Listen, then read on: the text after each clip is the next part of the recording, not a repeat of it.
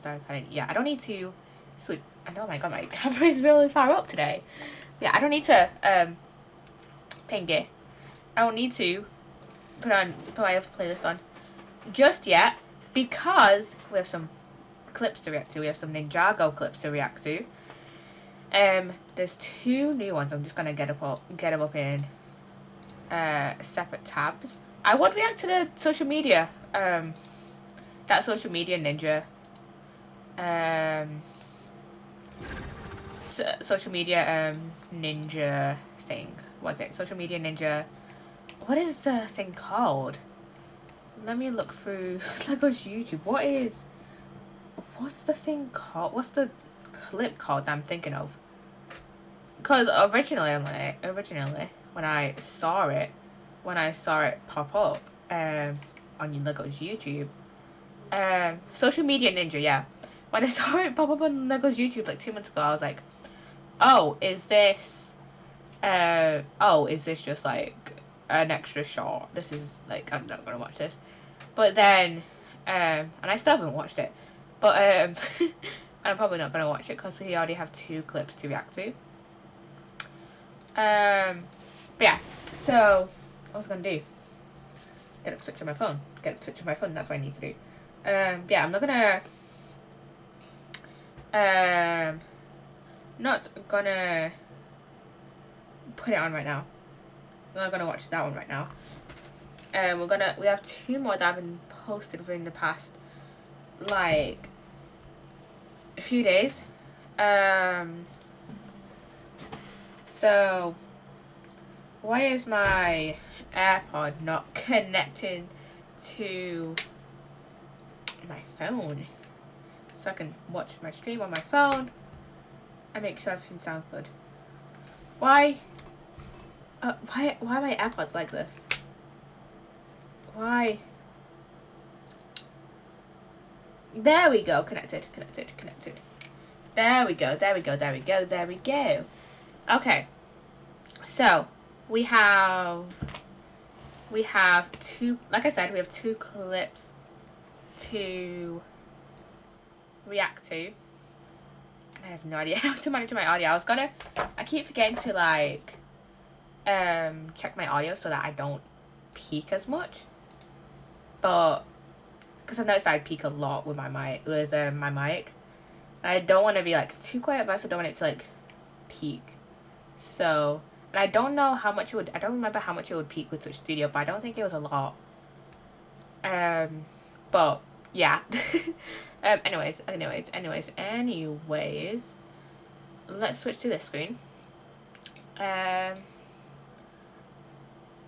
yeah, we have this clip right here, Training Begins, and we have this clip, Rising Dragons. So let's watch this one first, and then we'll watch the Rising Dragons one first, and then we'll get into more of Turnabout Serenade. Not gonna lie, I forgot to change the stream title, but it still fits because it's like time to play Turnabout Serenade, and we're still playing Turnabout Serenade.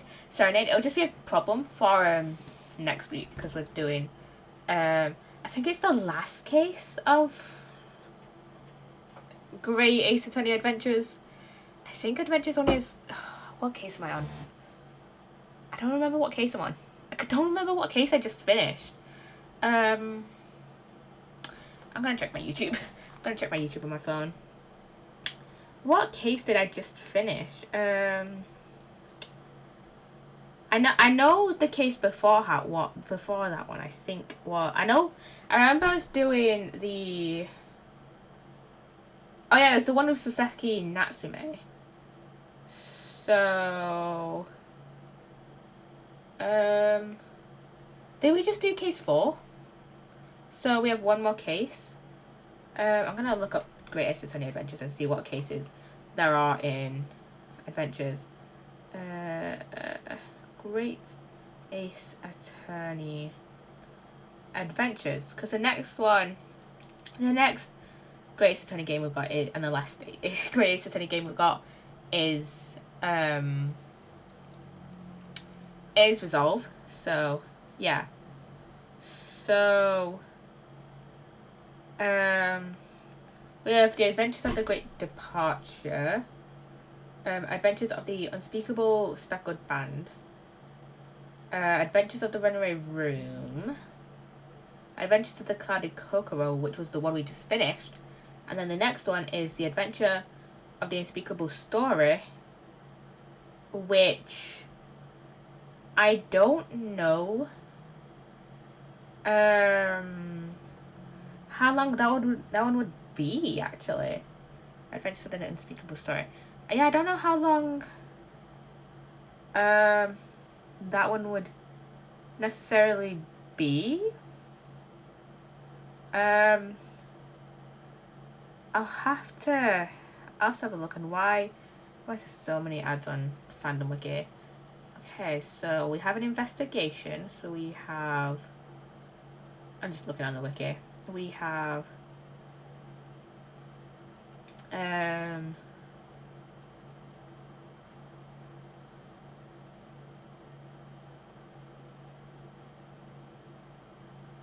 okay, is it just an investigation, this case? Because it's just, oh no, it's not an investigation, just an investigation. It's got 4 parts of an investigation, and then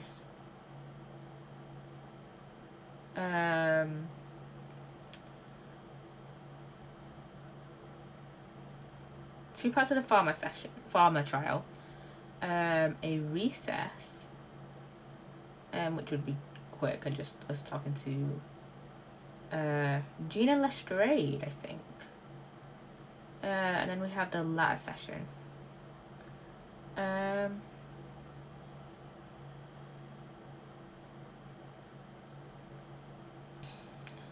then there's 2 parts to the latter session.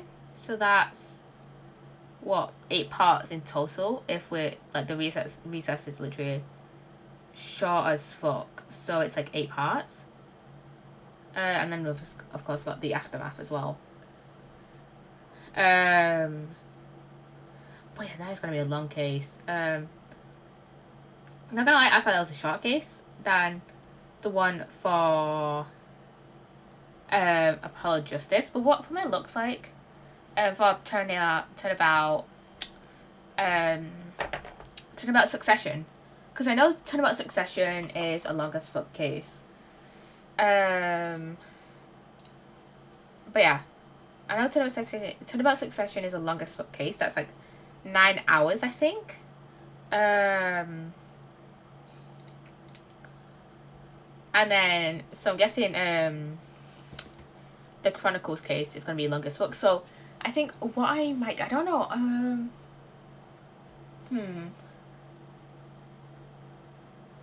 don't know how to want to set out my streams for I don't know how I want to set up my streams for Easter then, cause I don't want to do 2 streams today, because I want to focus on like revision and get my presentation like done. And I probably won't be starting my qualitative assignment, because we haven't done any qualitative stuff, and we won't be doing any qualitative stuff until after Easter, so we won't be able to start that over Easter. But I want to get my presentation like done, so I can focus on revision and like revising the biosec stuff, and getting the qualitative stuff done after Easter. So what I might do is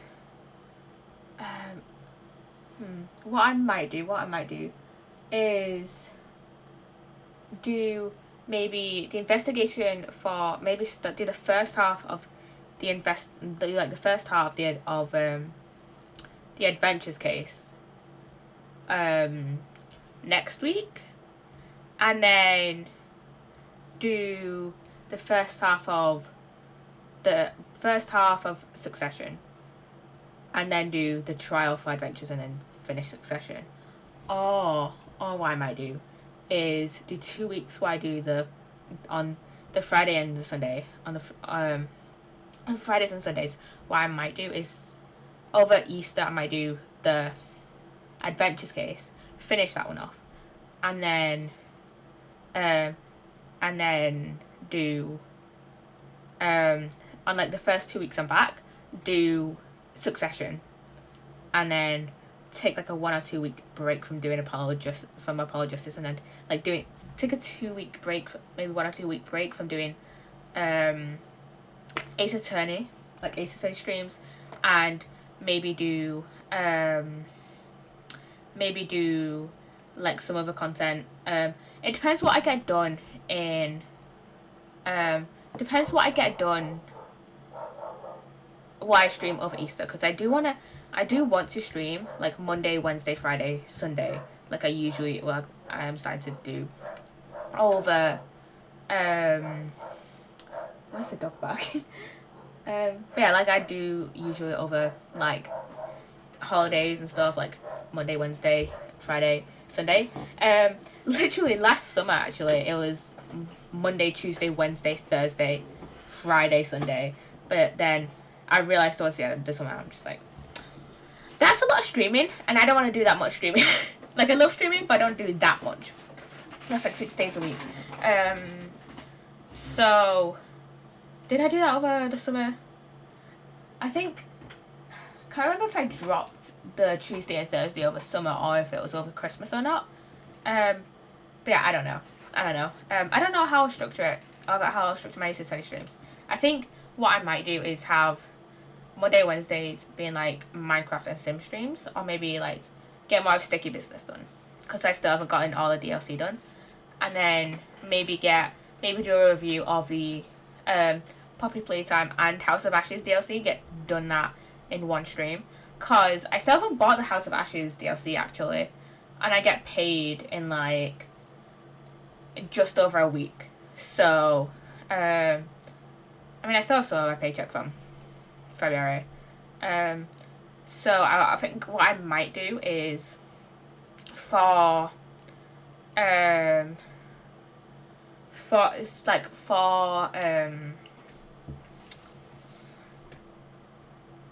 what I was gonna say. Maybe what I'll do is buy the House of Ashes DLC, do a combined stream of reviewing the Poppy Playtime and House of Ashes DLC, because I did do that for the Yandere Simulator DLC. So yeah, and I have actually played quite a few rounds on the Poppy Playtime map and the House of Ashes map, and I have used the Kissy Missy character, and I feel like it would work better as a combined like review rather than just a singular review, because like unlike with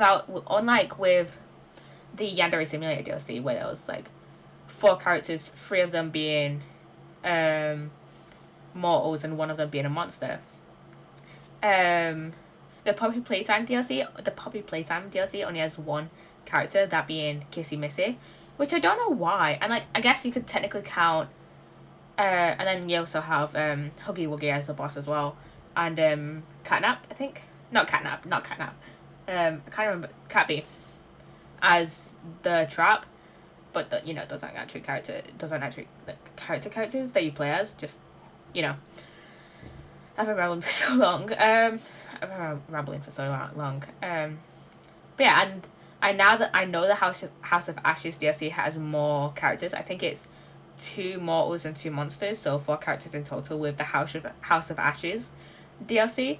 And this is also me going in like kind of blind to House of Ashes stuff, because I think I've only watched 1 House of Ashes video of the OG game, and that was like a year ago. So yeah. Anyways, let's get into reviewing this, and then after let's react to these cases. Not cases. My brain is all muddled up. Let's get back to reviewing. Let's get into reacting to these clips. That's what I meant to say. And yeah.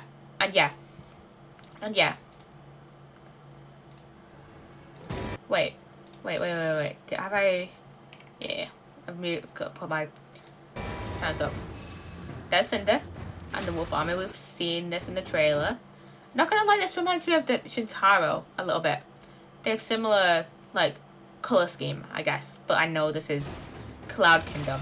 I mean, I'm pretty much, it's definitely Cloud Kingdom. It has Dragon's Rising last season pretty much we never went to Shintaro last season, but we did go to Cloud Kingdom, and you know, similar color schemes, and we have a new dragon as well, who kind of is just like, nah, I don't fuck with. I'm good against elemental powers, even Nia's power, which is, you know, not a first Spinjitzu Masters, which is, you know, not a first Spinjitzu Masters element. It's a Wajura element. It was created by Wajura. So, I mean, it's technically it is kind of a first Spinjitzu Master element, because ice was created by the first Spinjitzu Master. And ice is just water, but frozen. So, you can have this. We can go back and forth on this, how they're basically the same element. This was literally brought up in season 11. Like, yeah. Also, we have the mechs as well. We have, you can see, these are the mechs. You can I just love how you can see how Aaron is kind of like just stretching. I love how just Ninjago is animated. You can kind of see they still use the mechs from this here, actually. This first video recommended on the side here. The elemental mechs. Oh yeah, the things have moved back. So the other week when I was reacting to a clip, YouTube switched like the comments and the video. So like the title and the description and the comments were on the side. You kind of would tell because comments I turned off on this, but yeah, the comments used to be on this side. They changed it for like a week, in full screen, and the recommended videos were on the bottom, and now they changed it back, which is great. This is the layout. This is the best layout.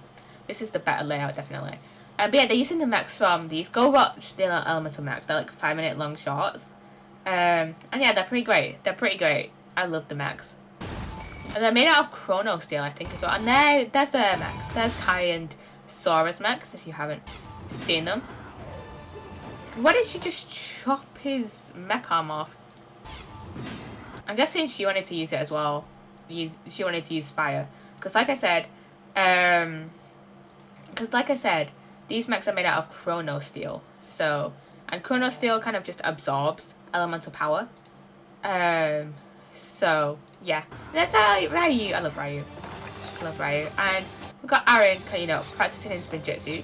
I feel like this season is definitely going to focus on Aaron a lot more than Sora, because Sora was like a big focus of the last season. This Ryu is so cute. And they're using like kind of grappling hooks. Again, I'm guessing these are made out of chrono steel as well. Just because they look like they're elemental colours. You can see it here. That's Nia's, and then can you go back? Yeah, you can see it. You can see it there with Lloyd's being green. Kai's here being red, and then that's, I'm assuming, Nia's, and that's Zane's, I'm assuming. Who the fuck was that? Who the fuck was that? Was that Ryu? No, that wasn't Ryu, was it? That was a new dragon. That's the new dragon. That's the new dragon. That's not Ryu. That's the new dragon. And we have Sora doing a little ninja thinking. Ooh, new training grounds. Ooh. This looks so cool. The new Spinjitzu looks, honestly, is so cool. Best deal. These two are great. I love Sora and Aaron. They're great. Is that Kai? Was that Kai?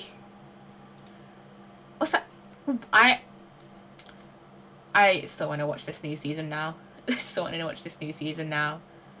Okay, we have this next clip now. That starts off with Lloyd and Wildfire and Aaron and Ryu. What happened to Wildfire?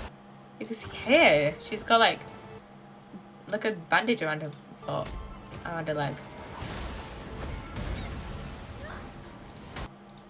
What? Oh, they're just training. They're like training. I was so confused when I saw this in the other, and this is just what we saw.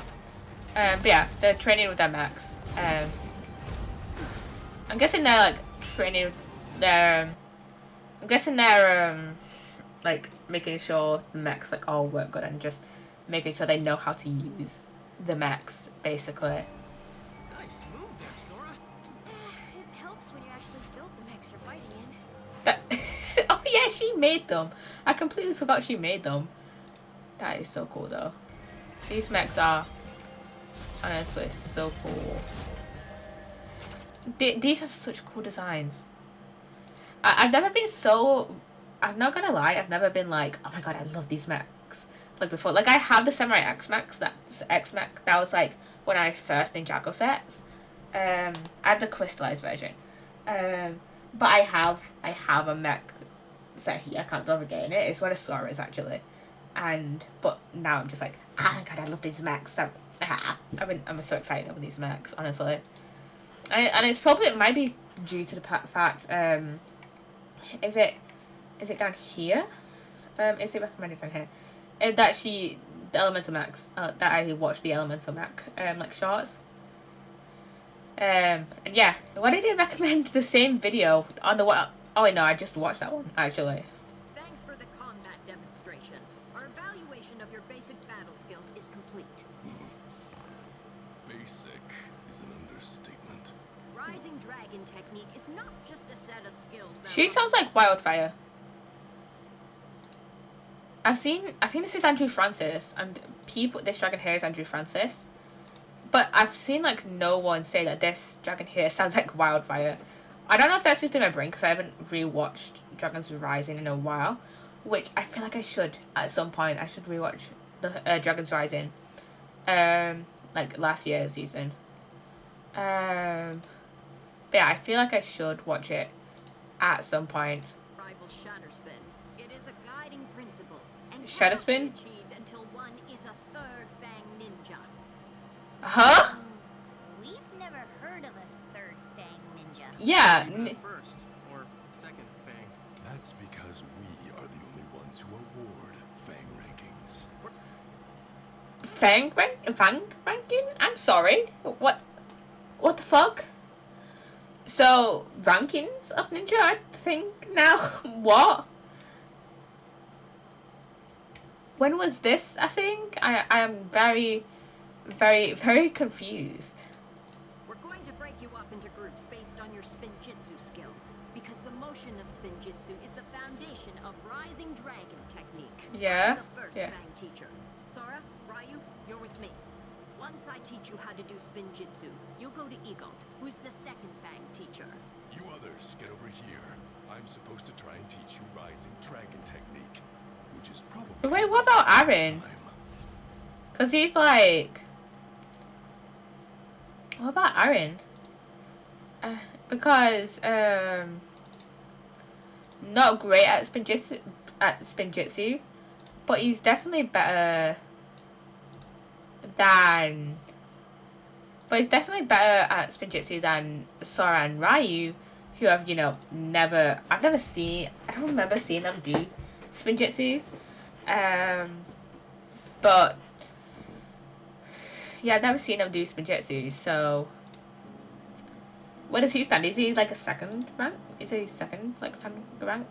Okay. So, I was looking on some guides earlier just to see. Oh, where are we?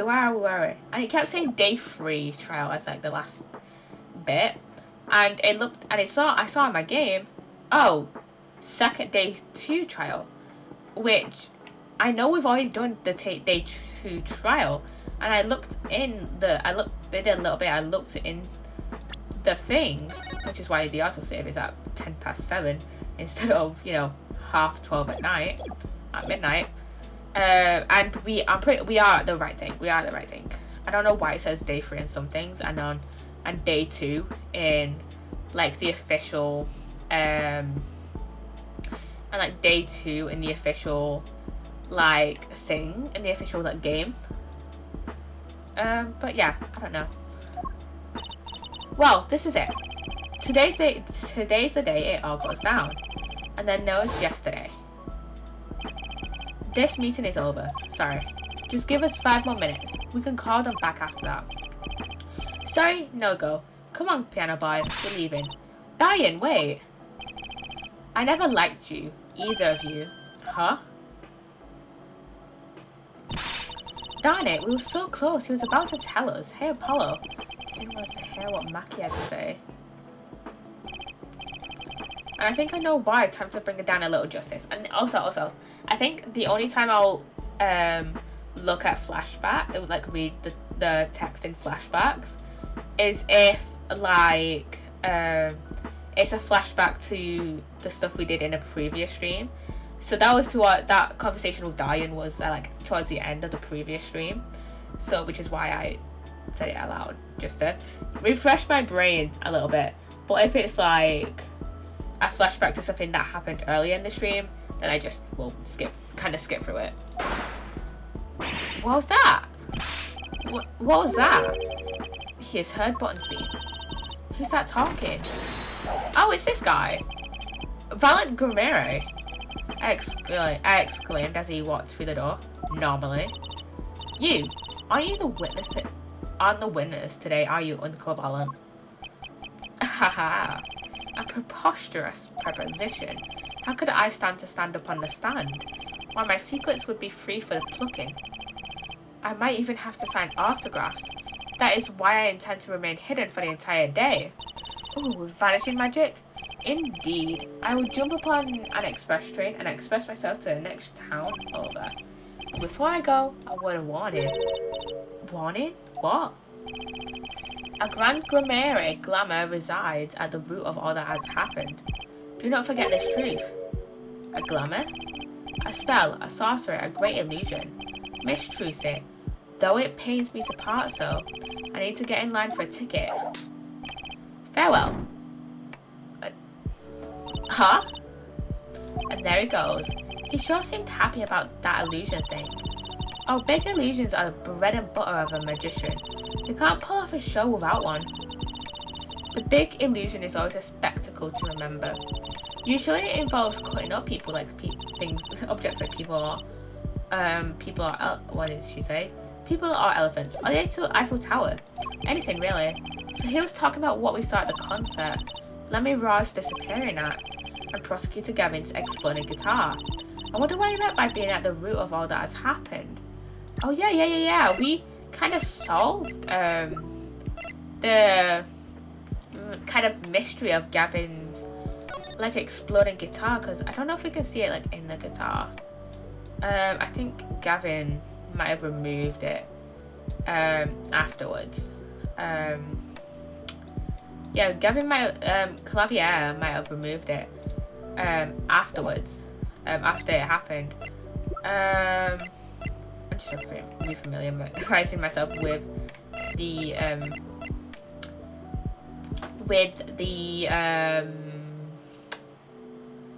evidence. But yeah, so we kind of solved it already. This igniter was triggered by one of these. Triggers an igniter within 30 feet. And it just set fire. It just set fire to the guitar. So yeah, this set fire to the guitar, basically. And it was someone within 30 feet. So someone that was also on stage at the point of when who's also on stage when Clavier was on stage, which I suspect it might be Lamiroir that set fire to his guitar, but it might have also equally been Machi. Why has my webcam just gone off? Let me unplug it and replug it back in.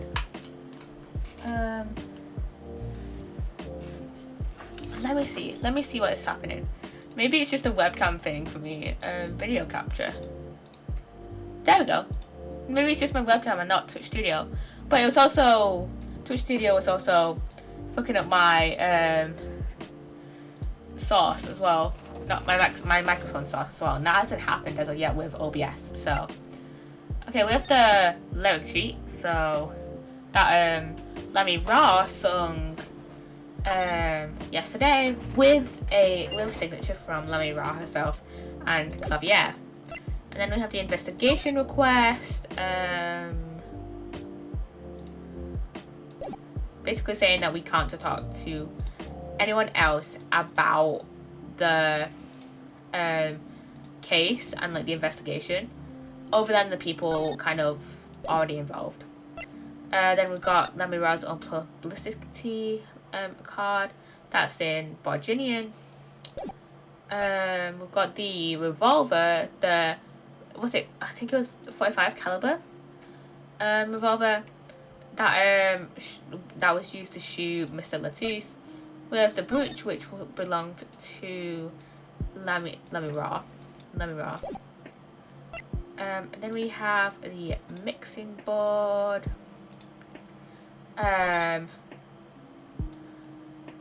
Which again,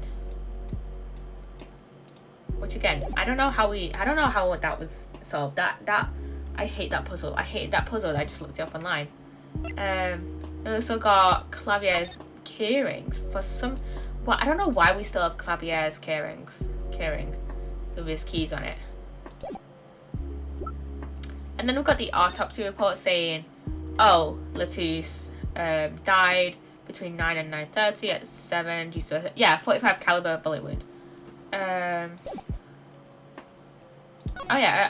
What's this? Time elapsed between shooting and death currently under review. Okay. I mean, we were there.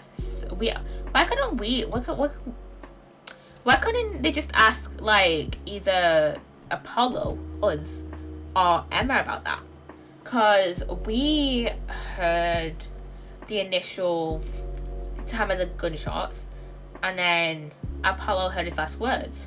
So, but we know the death wasn't instantaneous. And then we've got the crime photo. We've got this diagram of Lamiroir's dressing room. We've got a taped recording of Lamiroir's performance, and where is it? I think this is here. This is when Clavier's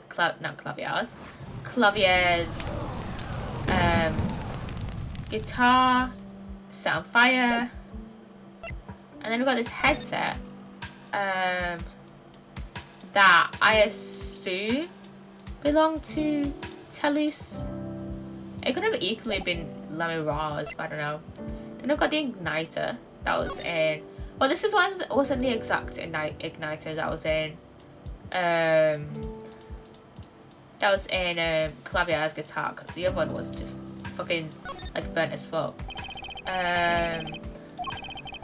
But the other one,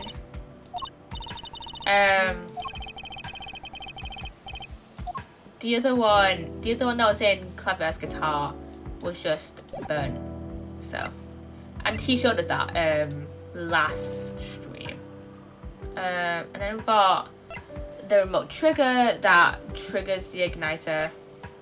Then we've got a cross-section diagram of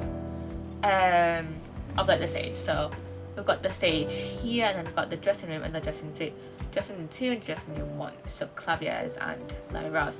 Oh, the igniter could have been self like from the dressing rooms actually, but that would have been particularly like hard to get the like timing right. So I doubt it, but it could have still happened. And then we've got this Bodginian newspaper, just an article about the case, really. Then we've got Lamiroir and Latouche. And then we've got the replica of a cocoon from which a remedy for incuritis may be extracted. This is a sample. Ooh. Sample, huh? I think they put a big enough label on it. Maybe it's to keep people from eating it by mistake. Yes, they might think it was an otherwise tasty multi-coloured lump of plastic. Maybe it's the manufacturer. Sample ties when you can't afford the real thing. Sounds like a company Mr. Right would like. Guess so. And then we've got Clavier's guitar. I wonder what he meant by it being at the root of all that has happened. Well, it's about time. Shall we go? Ah, excuse me, sir. Yes? The scheduled starting time for the trial has been changed. The trial will not be commencing until 10:30 a.m. So for the convenience. Why wasn't we told earlier? Heard it's not gonna happen. This is the first. It was by the judge's request. Some urgent personal business. Great. I bet he stayed up too late last night watching courtroom dramas. Apparently, he's visiting the hospital again. The hospital? I believe it was mentioned that the Chief Justice's son is unwell. Apparently, his condition worsened considerably this morning. The Chief Justice's son? Oh, that's right. Remember yesterday morning? The judge said he had to go to visit him after the trial. There's an article about it in the newspaper. If you care to read about it yourself. And it's bad. Incuritis. Where have I heard that before? Incuritis syndrome. First case in the country. Disease strikes closer to home than ever before. I'll let you read that article for us, Apollo. Just leave the TV guide page for me. Try not to lose the page with the funnies if you can. And now we are back in the courtroom. Woohoo! Trial. My apologies for the delay. Court is now in session for the trial of how do you say his name again? Machi Tobai. Our suspects Fortissimo. Right, in his case, it's his case in any case. It's his trial in any case, that's what he said. The defense is prepared, Your Honor. The prosecution is ready to rock. Rock on. Is something wrong, Your Honor? No. Well, yes. It's just, I've been friends with the Chief Justice since we were students. It pains me to see him going through such a difficult time. Incuritis, was it? That article said there is no known cure. Her Judge, let me say with all honesty, I feel your pain. But now is not the time for the tears. Now is the time for law. I thought it's exactly Clavier. Indeed.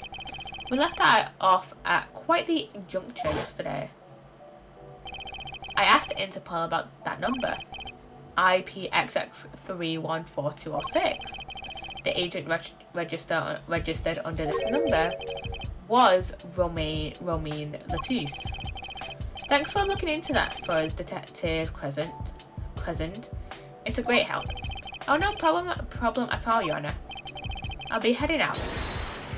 Hold it. What do you mean? What the fuck you mean, hold it? Wait. Tata Queen! Hello, Tata. Welcome. Thank you for the raid. Welcome on in, everyone. How are you, Poppy? I'm doing good. I'm doing very good. We're doing a little bit of trialing today. We are defending our client, of course. Boo. Well, thank you. How's your stream, Tata? I watched like a little bit of it. I watched like the first like maybe half an hour or so when you were playing Warzone. It looked pretty fun, to be fair. It looks pretty fun. Yeah, but how's the rest of your stream? It was good, just slightly feral. Hey, what stream isn't like that? What stream isn't like that, you know? I'm glad it went well though. I'm glad it went well. If any of you viewers do not, I love feral Lamo. Same, honestly, same.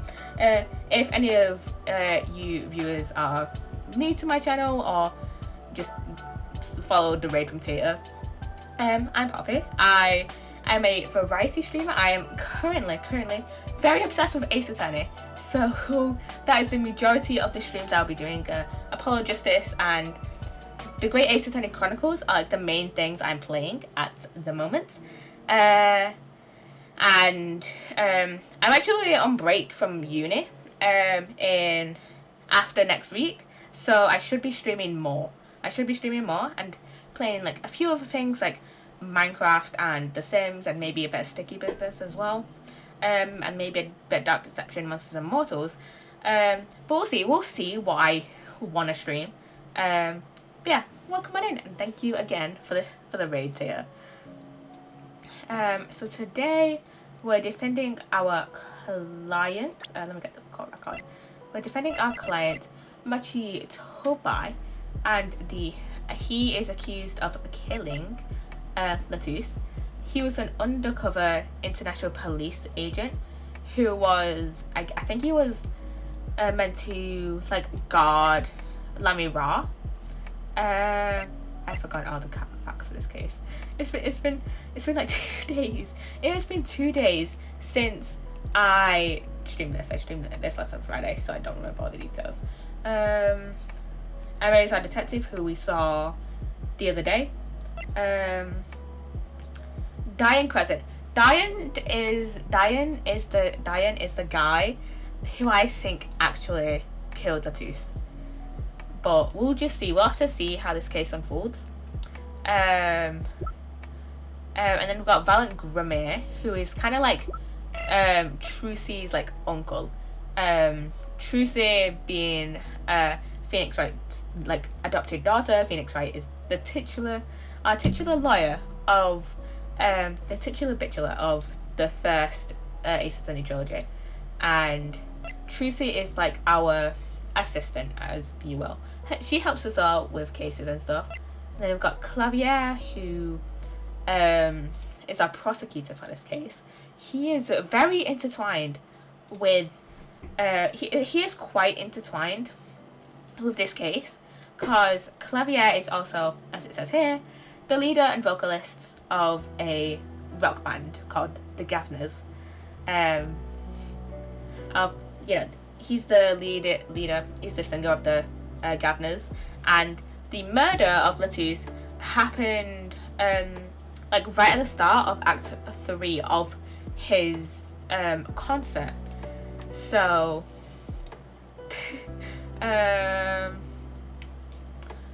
concert at this point, so Clavier in this concert, Clavier was kind of like collabing with Lamiroir, and in the second act, Lamiroir and Machi were like kind of performing alongside Clavier. Clavier was on guitar, Lamiroir was singing in Act 2, and Machi was on piano. And I don't remember why the police were suspicious of Machi. I don't know why they arrested him, but whatever. Came with Tater's raid, hair lurking. Thank you for the lurk. Thank you for the lurk, Nordic. Welcome on in, Nordic. And then, so let me go through the evidence. We have the lyric sheet. This is what this is, thanks, of course, and this is what Lamiroir sung during her part of during Act 2. Has my camera's died again. Why? There we go. I just have to deactivate it and reactivate it. It may be what do I need to? I literally just deactivated and reactivated it, and now it's being silly. Why is my webcam being silly? I don't know. But yeah, this is what Lamiroir sung during her act, and then we've got this investigation request, basically from the district police chief, basically saying, "Hey, don't talk to anyone else that is not involved in this case about the case." So yeah, and then we've got a publicity postcard of Lamiroir, and what was the country she's from again? Oh, she's not really from Virginia. She's not really from Virginia, but she like speaks Virginian, and like is like, people believe she's Virginian. I don't know. I think people believe she's Virginian, and she spent a lot of time in Virginia, but I don't think she's actually Virginian. And then we've got the murder weapon, the .45 caliber revolver, and then we've got a brooch found at the crime scene. Oh yeah, Lamiroir could also be the murderer. Lamiroir could also very much be the murderer as well, because her brooch was found at the crime scene. I think it is leading us in more the direction of Lamiroir was the actual murderer. But I just don't like Diane. At all. And then we've got a music board, which we had to do a puzzle of this last stream. And it was basically Clavier fighting with one of his band members, being like, oh, which one? You missed the cue. No, you missed the cue. And it was actually the other guy that missed the cue, not Clavier. And then we've got, I don't know why, but we have Clavier's keyring. I don't know why we still have it, because we showed it to him last stream. We just still have it. We just still have it. And then we've got the autopsy report saying, oh, he died between 9 and 9 p.m. And time between the shooting and the death is currently under review, but he died between these times. And then that is the crime photo of the victim of Latouche in Lamiroir's dressing room. Then we've got the Then we've got a kind of diagram of the dressing room. These two X's here are like bullet holes. Then we've got the videotape of Lamiroir's performance. We'll probably watch this later, so maybe. I don't know.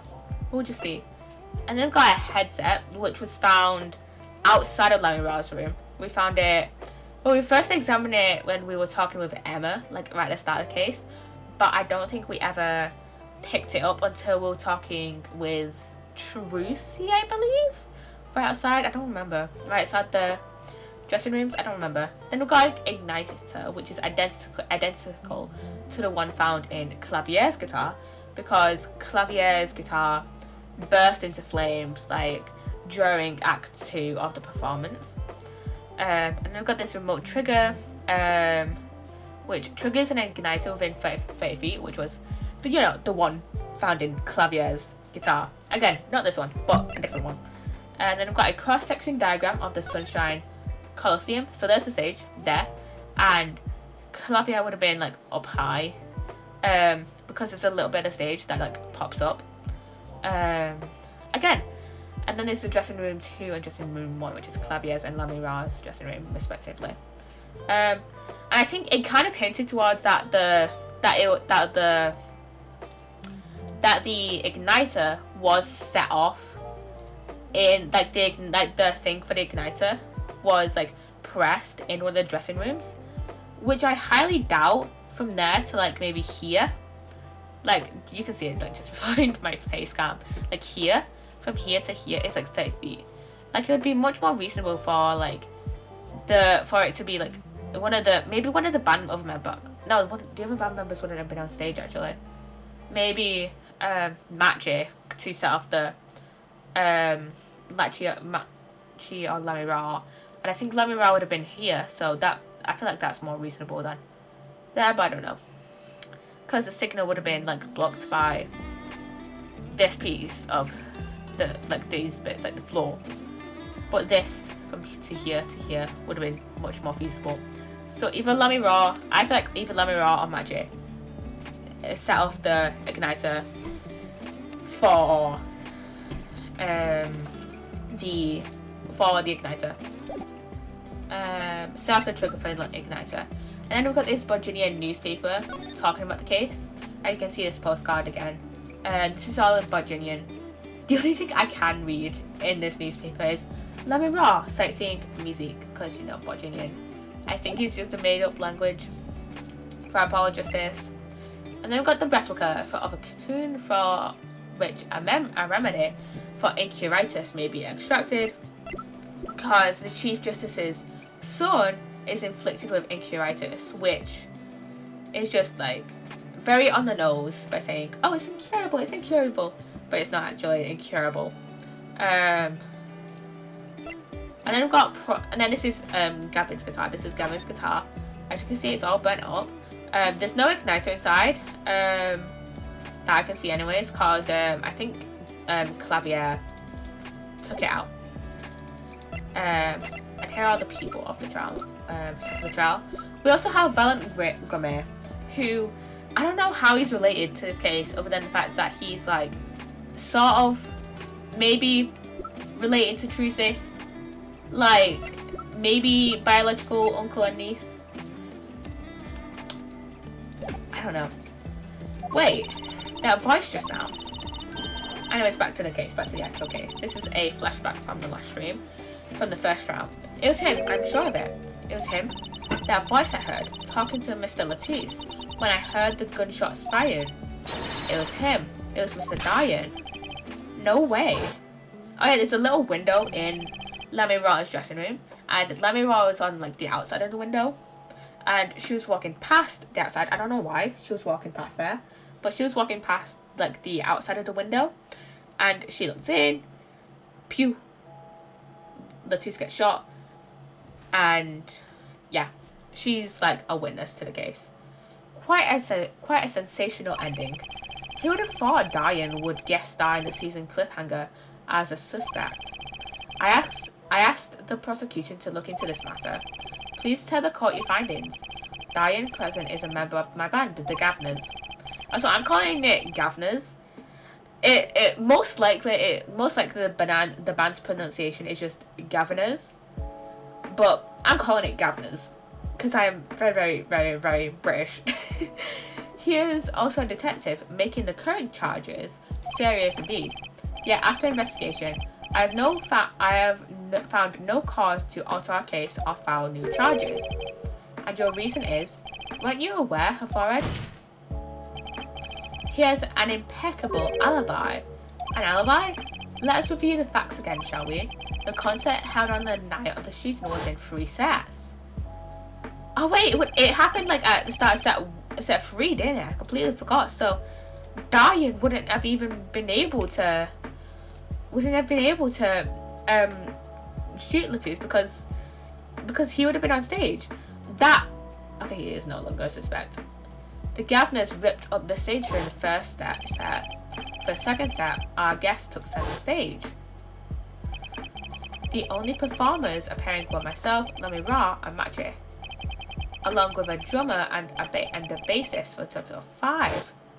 Wait, was that the end of Act 2? I can't remember if it was at the end of Act 2 or at the start of Act 3. The shooting in the dressing room, however, took place during the 3rd set. Oh yeah, it took place during the 3rd set. Yeah, I was right. Lamiroir and the defendant, Machi Tobai, had left the stage at that point, and the Gavners were already rocking. This is when 2 shots rang out at the scene of the crime. Shots heard by Detective Emma Sky, mind you. And Apollo, you heard them too, right? I sure did. Furthermore, Lamiroir herself witnessed the moment of the crime. Well, perhaps I could say she heard the moment of the crime, when she claims to have heard Mr. Lattice and Detective Crescent talking. But that's impossible. Detective Crescent was on stage getting his groove on, no less. Voila! A perfect alibi. Does the defense have anything to add to this? It's true. When I heard those gunshots, he must have been on stage. Still, there's something here that doesn't quite add up. Yeah. Like, unless someone was using a voice changer, like, Lamiroir, if you, Lamiroir is blind, and she herself, and she's also a, vocalist, she says that she can remember someone's voice perfectly, like, pretty much almost perfectly.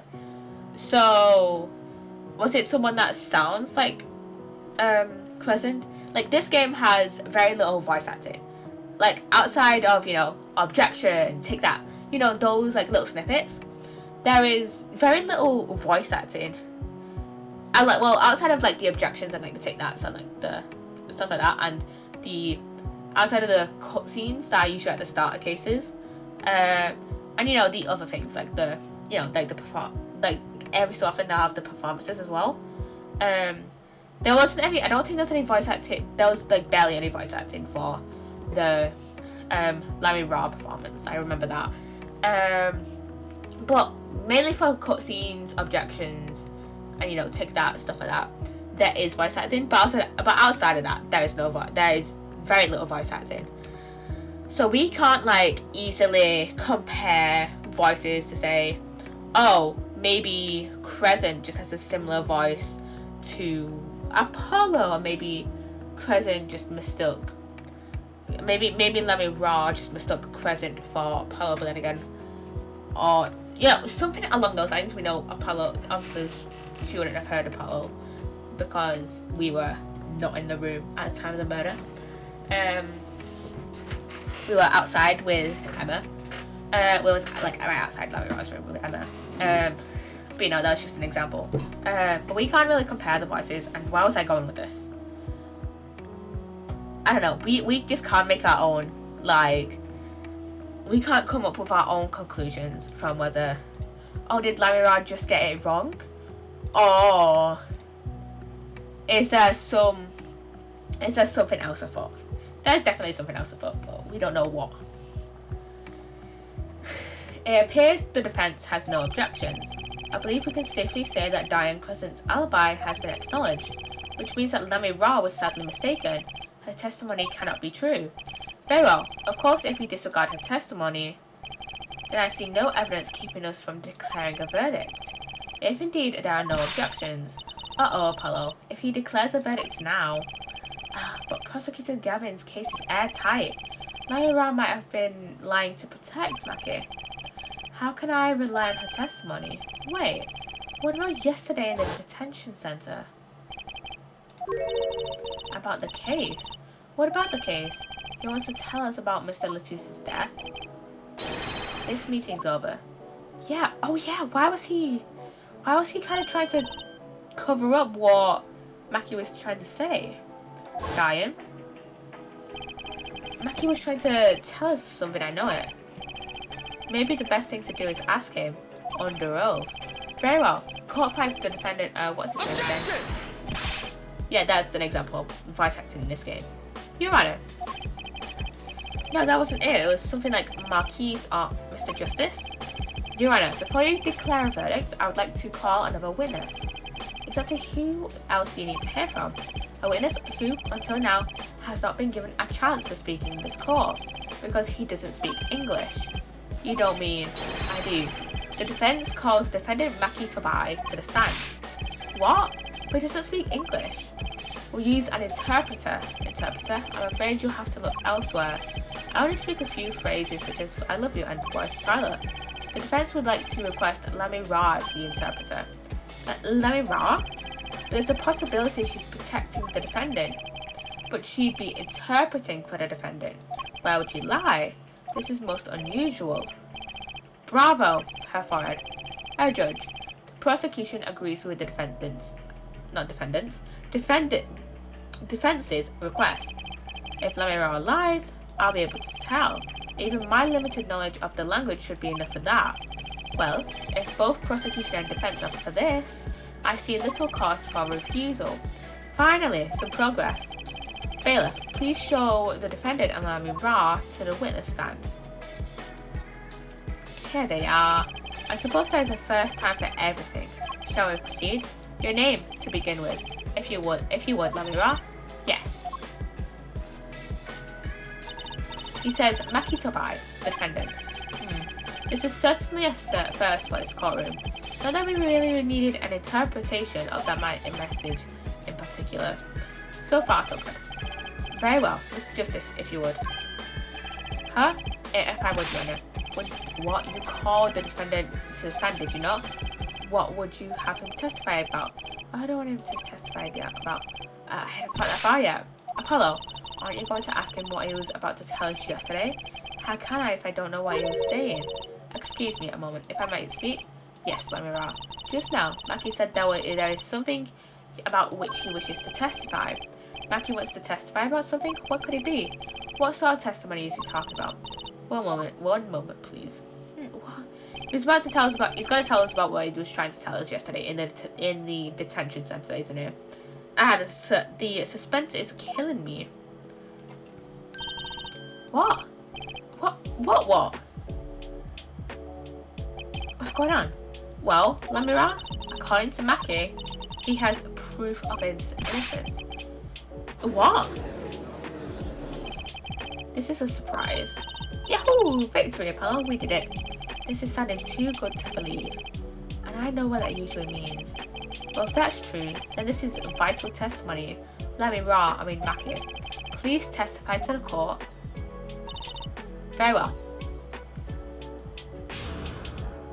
Witness testimony. Yeah. He says that word of Mr. Latus's death came as a great shock. But if the killing truly followed the lyrics of my song, that is, he could not have done it. He says that because the lyrics are in English, he does not understand them.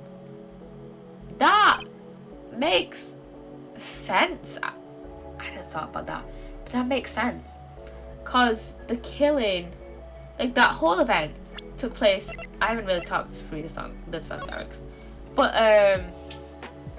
that whole night kind of like took place, like kind of followed the events of these lyrics. So when you stole away the keys my heart held onto so tight, that references Clavier losing his heart-shaped keyring. It wraps itself around me and now through the air I fly. I believe that references Lamiroir's disappearing act. Burning in my heart, fire, burn my love away. That refers to Clavier's guitar burning. Guitar up together in the sky. Yeah, the guitar burning. I see. He wouldn't have understood the English lyrics to the song. That would prevent him from following them so closely. I wondered what he meant by proof. Why would he only have to ask Lamiroir to know the meaning of that song? Lamiroir, did you ever explain the lyrics of that song to him? I did tell him generally what the song was about, but never in so much detail, and he never asked. Has my oft-repeated warning already fled that forehead? Lamiroir might be protecting the witness. Well, anyway, let us proceed with the cross-examination. Mr. Justice, if you would. Yes, Your Honor. Something's hidden in that testimony, I know it.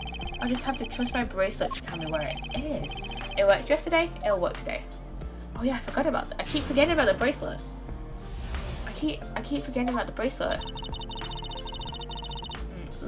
Let's save it. We always save before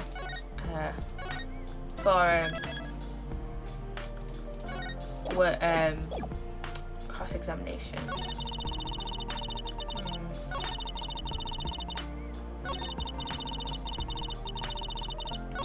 It's this first one I want to have a look at.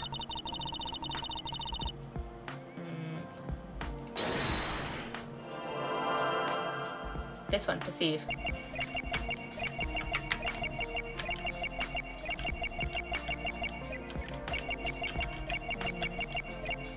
Oh wait, are we perceiving Maki?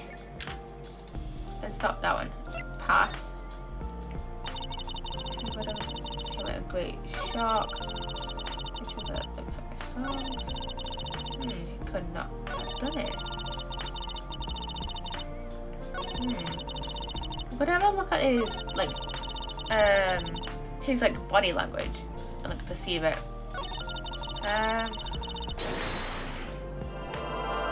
I'm gonna perceive this one again.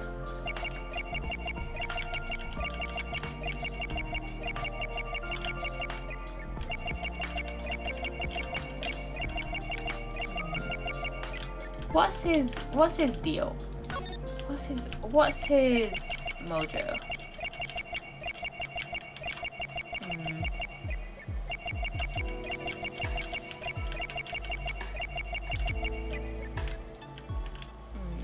I don't think it's that one.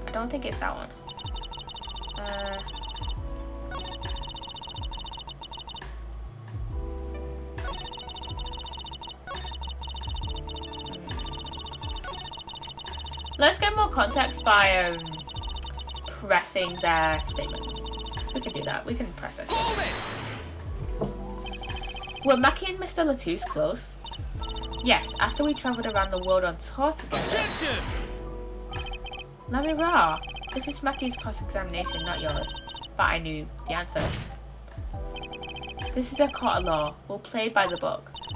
I understand. When Prosecutor Gavin's tough, he's really tough. Maki says he was very good friends with Mr. Latouche. Mr. Latouche was always a gentleman, never angry. We got along quite well.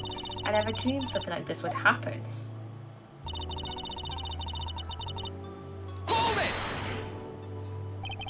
The guitar serenade, correct? Yes, the crime followed the lyrics of my song. The theft of the keyring, the burning guitar, and the bullet. This is why it could not have been me.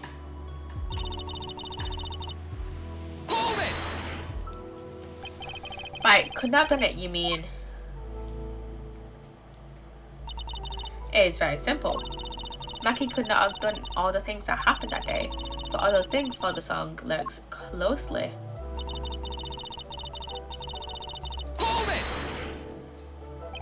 Wouldn't it be difficult for him to perform without knowing the meaning of the lyrics? He's the pianist though. He didn't know what the song was about, its mood, shall we say. That was enough to play by. I told him it was a song about guitar and love. It's not actually the guitar that's in love, strictly speaking. Oh, perhaps I misunderstood. No, not really. Yours is also a valid interpretation. Okay? No, it is my fault. I am too used to singing in Virginian. It is much easier than trying to understand these English lyrics. Yeah, I knew he was innocent. I believe he is too intrusive, I do. What's wrong, Apollo? You got a tummy ache or something? Something's hidden in that testimony. If it's the truth, I'll find it. I have no idea.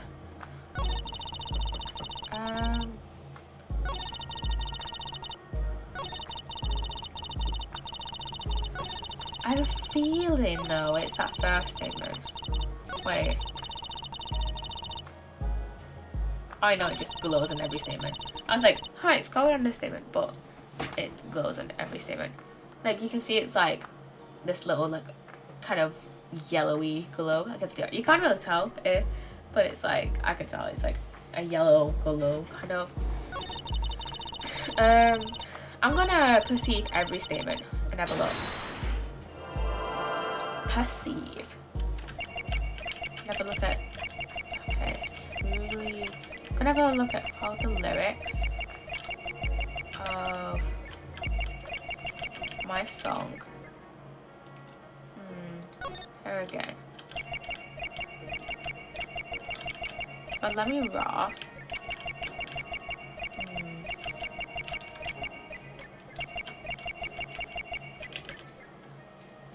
Okay, I don't think it's that one either. So okay, let's perceive this one. Let's perceive this one. Does he have any like tells?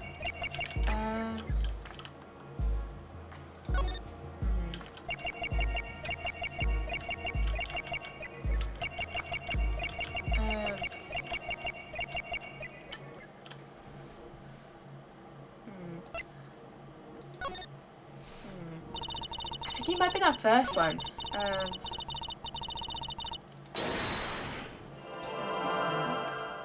Does he actually understand English?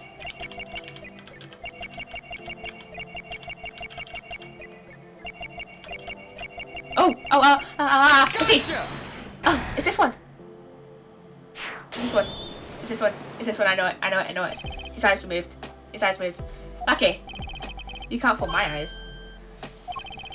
You glanced toward her the very moment Lamiroir said the word English. Why? Don't bother interpreting that. He understands me. Mackie, tell the truth. You can understand English, can't you? What are you saying? Of course he can't. Must he continue this charade? Mr. Justice, Mackie says this. I know the word English. Huh? Before coming to this country, he heard me speak in English.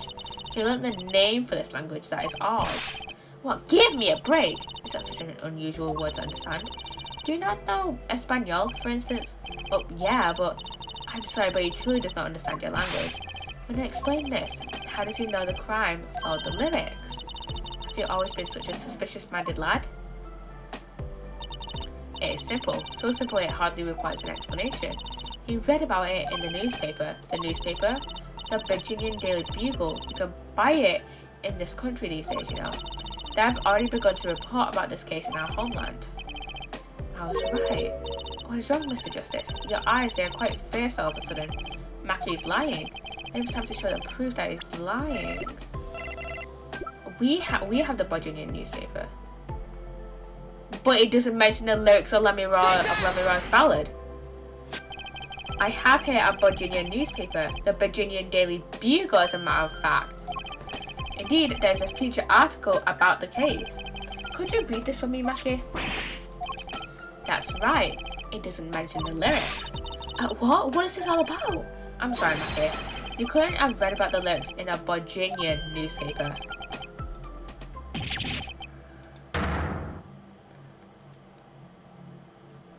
hair.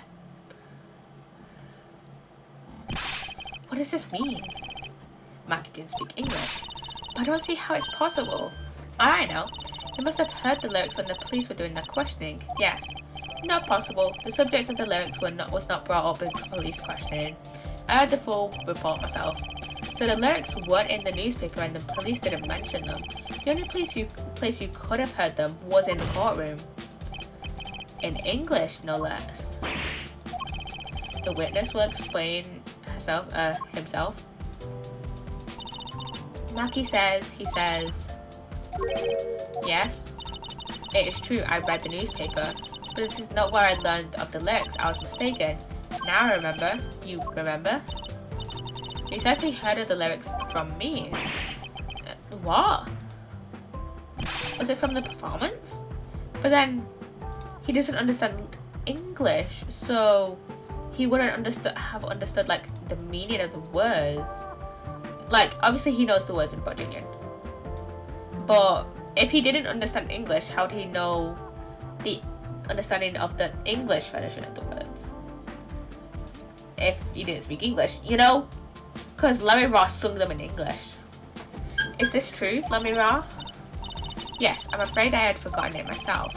It looks like her foreheads have been jumping to conclusions again. It seems so, yes. No! I was on to something. I know it. I can't let this chance slip away. Time is an issue today. Mr. Justice, are you finished with the cross-examination? Are you going to do Apollo? If I'm going to keep on cross-examining, I'd better have an angle of attack. Or else. My bracelet's still reacting. Your Honor, please allow me to continue. If you must, you must. Very well. Witness? I understand. It was I who explained that the crime followed the song. Perceive.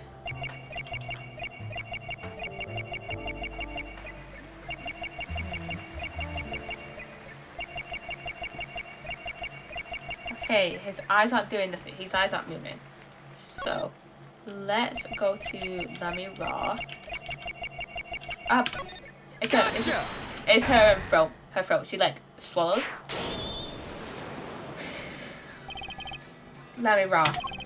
Okay, well, this perceive feature is so cool because when you actually find the like tell, or like, oh, they're actually lying, it's like so fun to like call them out on it. Like, is body language kind of not that great of a tell? Maybe not.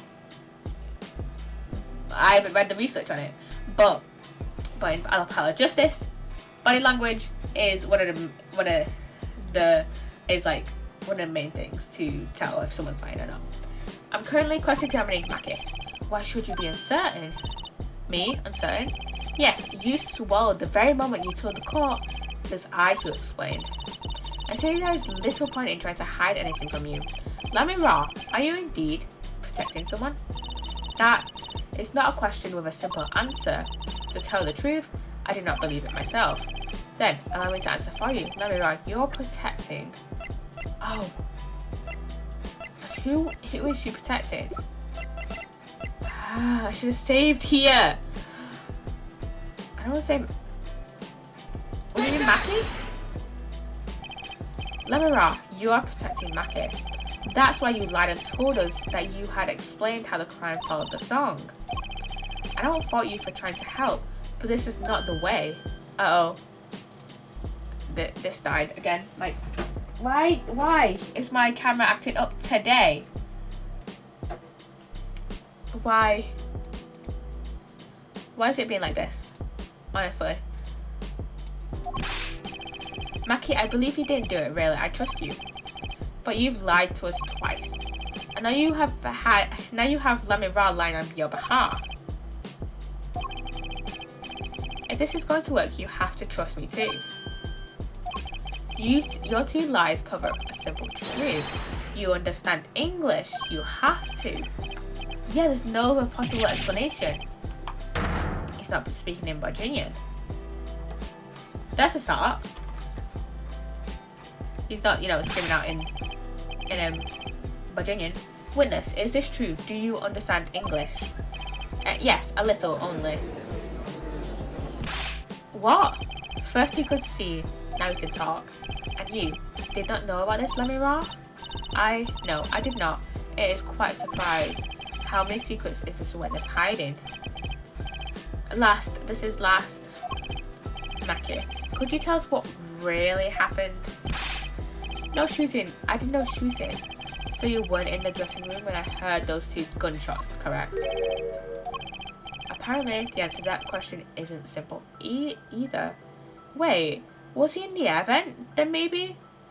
Cause there is an air vent, but the thing is, like it was like kind of established that like adults wouldn't be able to, like people like closer to like Apollo's and Clavier's age wouldn't have been able to fit, like Clavier, Emma, Apollo wouldn't have been able to fit in the air vent, but people closer to, you know, Maki and Trucy's ages, Trucy being 15 and Maki being 14, and you know, kind of more like kind of being more similar to those two in, you know, like stature,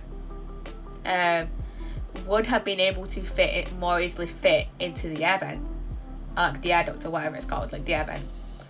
And there was a ladder there, so a ladder like literally just below the air vent, because the air vent was like in the roof. So like it is very possible that Maki, oh my god, that Maki was hiding. Oh my god, why is it being silly? That Maki was like hiding in the air vent. There we go. Apparently the answer to that isn't simple either. I was in dressing room behind that desk, manager here on floor, which would be after the shooting, right? Then there is voices. Was it you and Emma Apollo? So when Maki went into the dressing room, Mr. Latus had already been shot, and then we came to the door. Panel high up, I take off, run away. So he was he was behind the dressing table and he ran up through the air vent. So it was you who escaped through that air vent. Ahaha, as the prosecution has upheld all along, no less. The defendant has admitted to being at the scene. Might we take this as a confession? No. He admitted to being at the scene, but he didn't admit to killing Latus. Very clear distinction that you have buttered up, Clavier. Objection! No, he's clearly denied that he did. I know shooting. Manager on floor, already on floor. Yeah, when he was behind the dressing table, the Latus was already on the floor. So Objection! the victim had already been shot, you say? I find that hard to believe. The defendant understood the song lyrics. He was at the scene of the crime. This can only mean one thing. He is the shooter. Does the defendant have anything to say to this? He's clammed up Apollo. And let's ask Mr. Justice, will you require any further testimony from the witness? Is that it? Is there nothing else I can get him to testify about? Wait, no, of course there is. What is this cocoon anyway? The cocoon, the silk, is a potent cure. A cure? What does potent even mean? I don't remember. Well, Maki, are you a smuggler?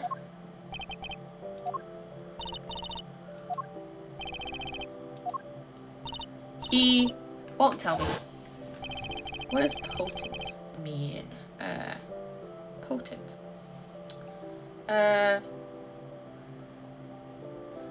Having great power, influence, or effect.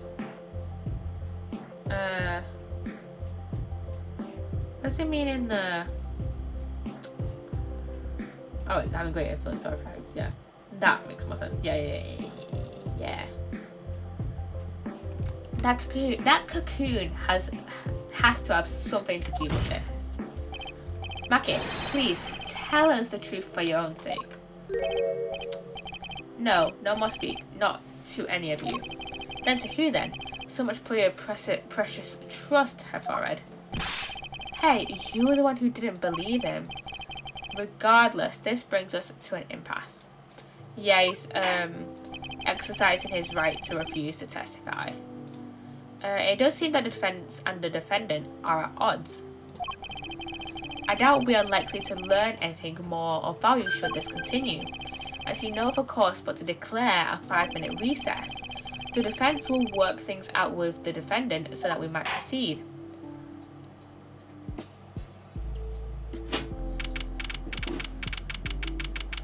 we're back in the defendant lobby. Apollo Eustace. That's justice. Better learn how to say it if you ever want to get some. Believe, I know shooting. Mackie claims Mr. Latouche was already down on the floor when he entered the room. Maybe it was a trap and he walked right into it? Suddenly I hear a revolver. Close, very close. Then I hear a voice. You heard gunshots? Yes, it's true. I hear a revolver, but only sound. Wait, you're saying you went into the dressing room and found Mr. Latouche already dead and then you heard shots? If that's true, so you were at the scene of the crime when you heard those shots? And you escaped through the air vent?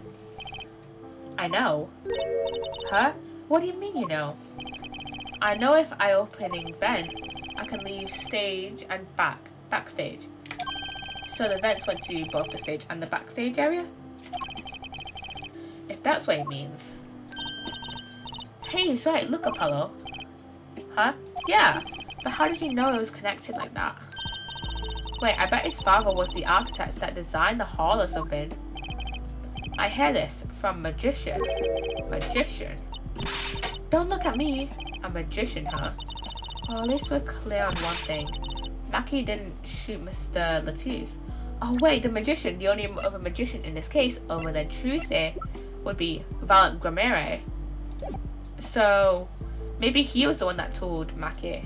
You know, obviously, Truce didn't tell him. Like, they were definitely not in the same time, same place. Because if you think about it, Truce was with us at the start of Investigation 1.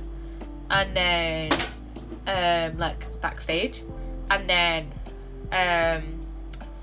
she went off at, like, start of Act 3 to you know, watch Clavier, while, you know, Apollo, and, you know, while Apollo, like, chilled out in the backstage with Emma. And, yeah, I don't think she told him. Plus, she wouldn't have even known. She wouldn't have known, probably. She probably wouldn't have known. Mackie didn't shoot Mr. Latouche. Yeah, but what does that leave us with? We're supposed to say he went into the room to find the body and then he heard the shots. That's one going to go over well in court, not? Apollo, you're his defense. You're supposed to believe whatever he says, even lies. That's what Daddy always told me. I'll just pretend you misheard him. Every time. So, what do we do? You sure you won't testify, Mackie? No talking. No. Well, it was worth a shot. That cocoon. I can't go home. Can't go home? Was he a drug mule, maybe? I can't go home to Virginia. I do not want to go home. Oh shit, yeah, cause it was something to do with the law there. Either this, I think this like cure is illegal in I forgot what it's called already. Virginia, yeah. I think it's illegal in Virginia, and the punishment is death. So, like, obviously you can't go home. The penalty for taking a cocoon from Virginia. It's taking a cocoon from Virginia. And obviously we're not in Virginia anymore. We're in wherever the fuck Apollo Justice is set. Japanifornia. I'm just calling it Japanifornia. It's death. That's right, it's punishable by death. Of course, he's scared. Oh well, I guess we'll just have to try a different approach. That's the spirit, Apollo. So what's your plan? If Mackie won't testify about it, we'll have to get someone else to testify. Someone else? I think we're out of time. Let's get back in there. Right. So, maybe Gramere? Gramere, Lamiroir. Those are the only two people I can think to testify. Because Emma's already testified. And Lamiroir has already testified, but like I feel like we could maybe get more information out of Lamiroir. Emma, I don't think I would get any more stuff out of Emma, anything else out of Emma, other than like the facts of the case. and like the fact that she heard the gunshots alongside of Apollo, but also we could just say that because this is like a known fact in the case that Emma was there, so like Emma doesn't really need to testify again. So the only other people I can think of to maybe testify is Lamiroir and not Lamiroir and Grimere. I merged their names. Yeah, those are the only people I can think to testify. Court is now back in session. Mr. Justice, have you sorted things out with the defendant? Yes, Your Honour. We had a good talk. Very well. So will he testify? Your Honour, the defendant will not testify. What? Shame. I thought this was your big chance to turn the case around. Actually, it is. The defense would like to approach this case from a different angle, Your Honour. A different angle? If Mackie won't testify, then I know who will. I'd like to cross-examine the witness in this case, Lamiroir. Lamiroir? Yeah, I knew we would get Lamiroir to testify. What are you up to now? I thought we determined yesterday that Lamiroir's testimony was insubstantial. There's nothing you can. Lamiroir was taken to the hospital yesterday with injuries. What happened? She was assaulted, Your Honour. Assaulted? Someone wanted Lamiroir dead. Thankfully, she was able to save herself. What? I've heard no of such report. Prosecutor Gavin. Why would anyone be out to kill Lamiroir? Can you think of a reason? Well, think of how she is known in our country. A singer from overseas who doesn't speak English. Yes. Yet someone tried to keep her mouth shut. Who could that have been? You don't think... I do. It's the same person who shot Mr. Latouche. The killer was afraid of her, afraid of what she might say. The defense believes that something was hidden in her testimony yesterday. Something that the killer doesn't want to get out. Yeah. So am I to understand that this is what you are saying? Namely, that there is a nugget of truth in Lamiroir's testimony, a nugget we have yet to uncover? Exactly. If Lamiroir was attacked, this has serious implications. Very well. There were some vague points in her testimony during yesterday's trial.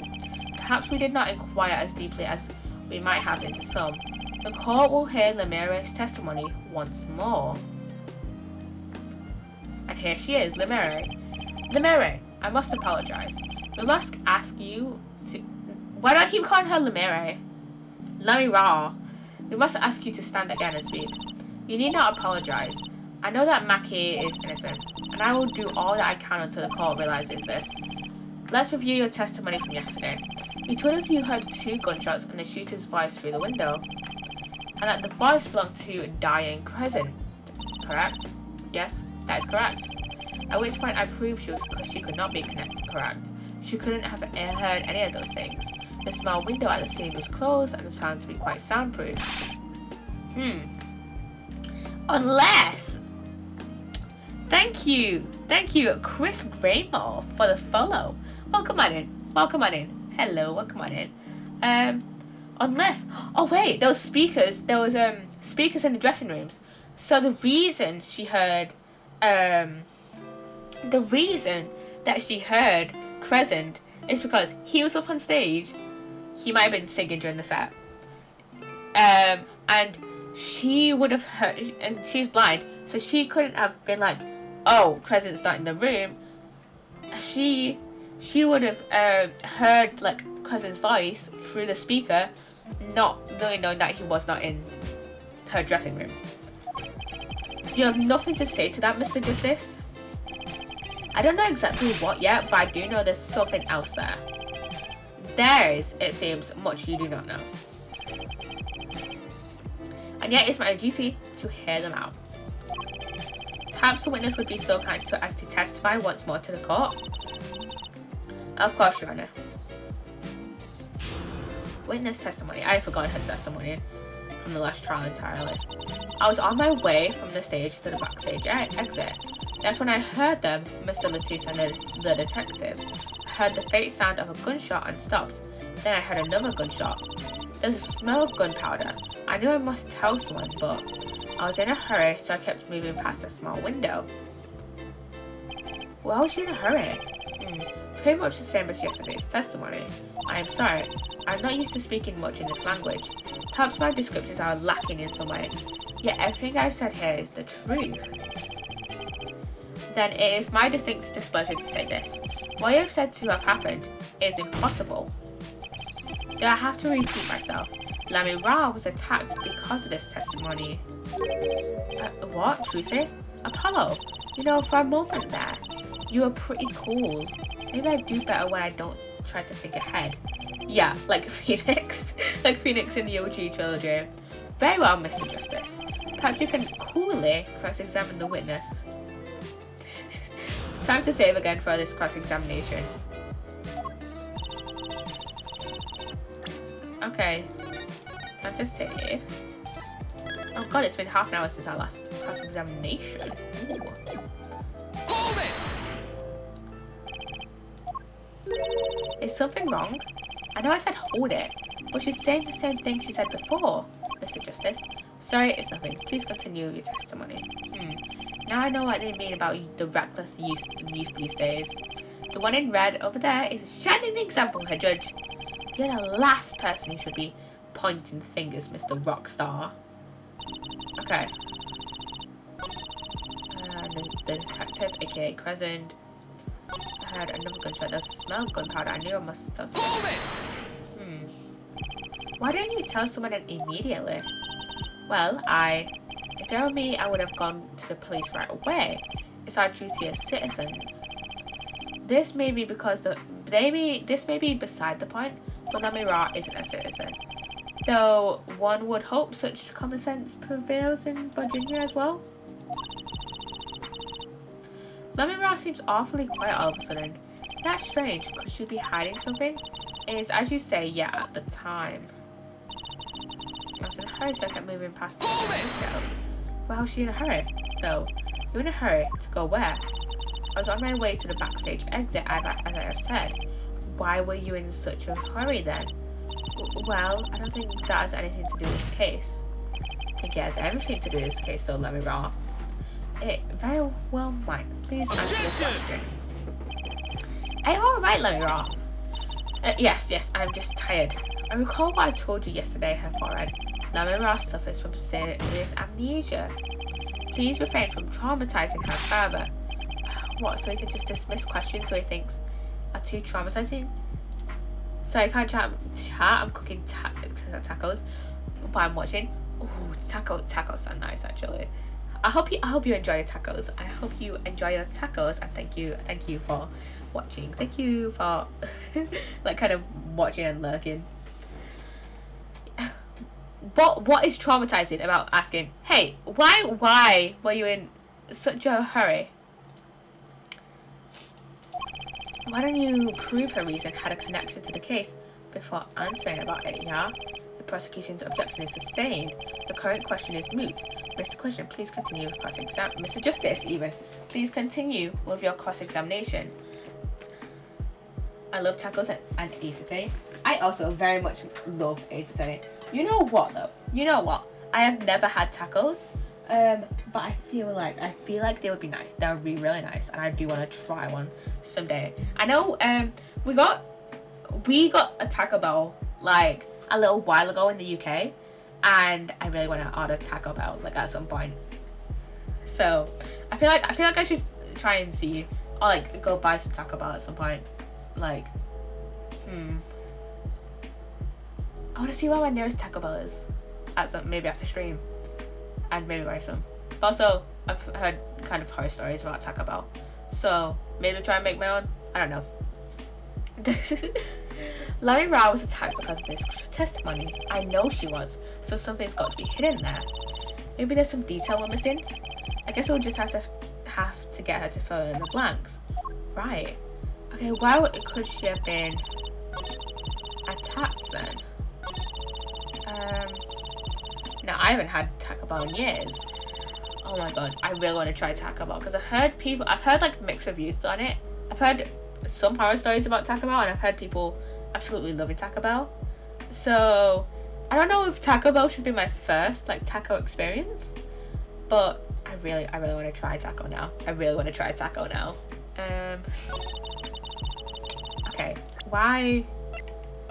Why? Would have been district police chief. How high up was? Let's look back at the. We can't look back at the. Oh wait, you can look at the court record here. What? How?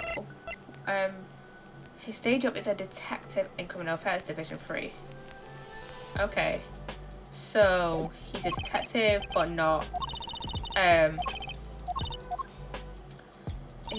He was a detective, but not like district like chief. So,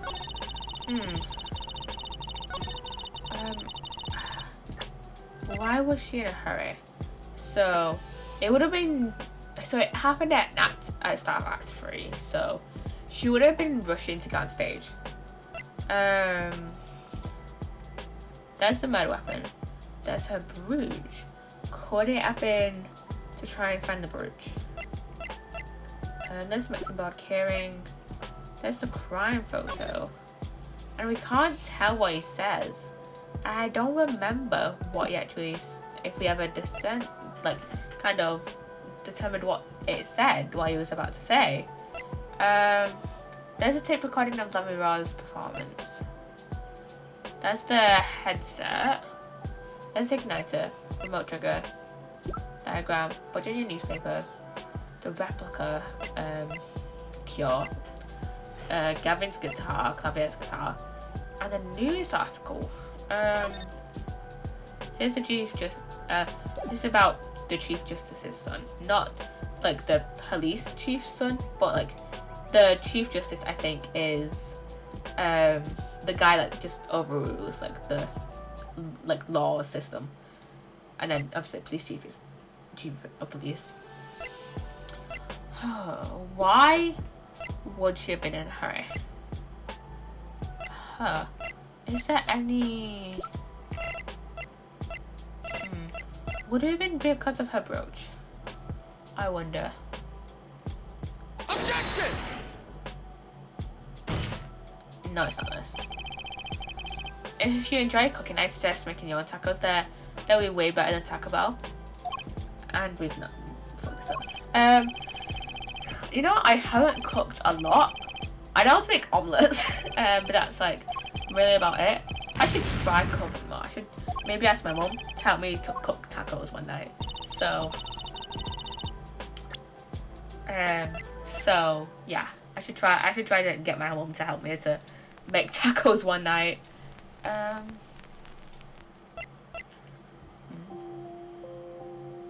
Let me see what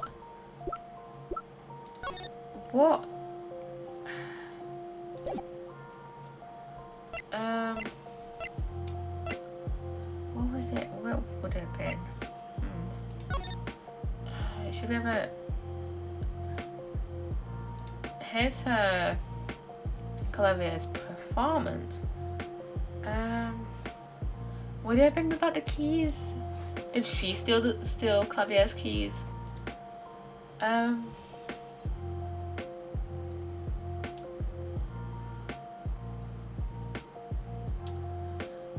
I'll never get over these 3D models. These 3D models look so weird. And I'm so glad. From what I've seen of Dual Destinies and Spirit of Justice, the 3D models are a million times better than these ones. Clavier's model especially. It's the hair on Clavier. It's Clavier's hair. That weirds me out so much.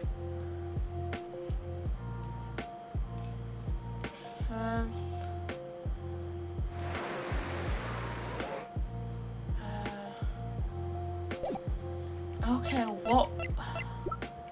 I have no idea. I'm gonna look this up because I don't know.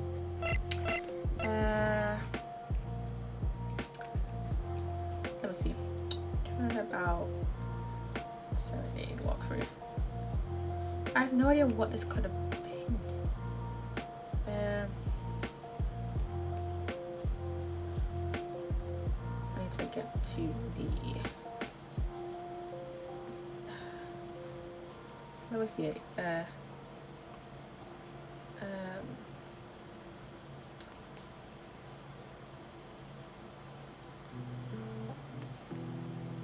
Where is it? Where is it? Where is it?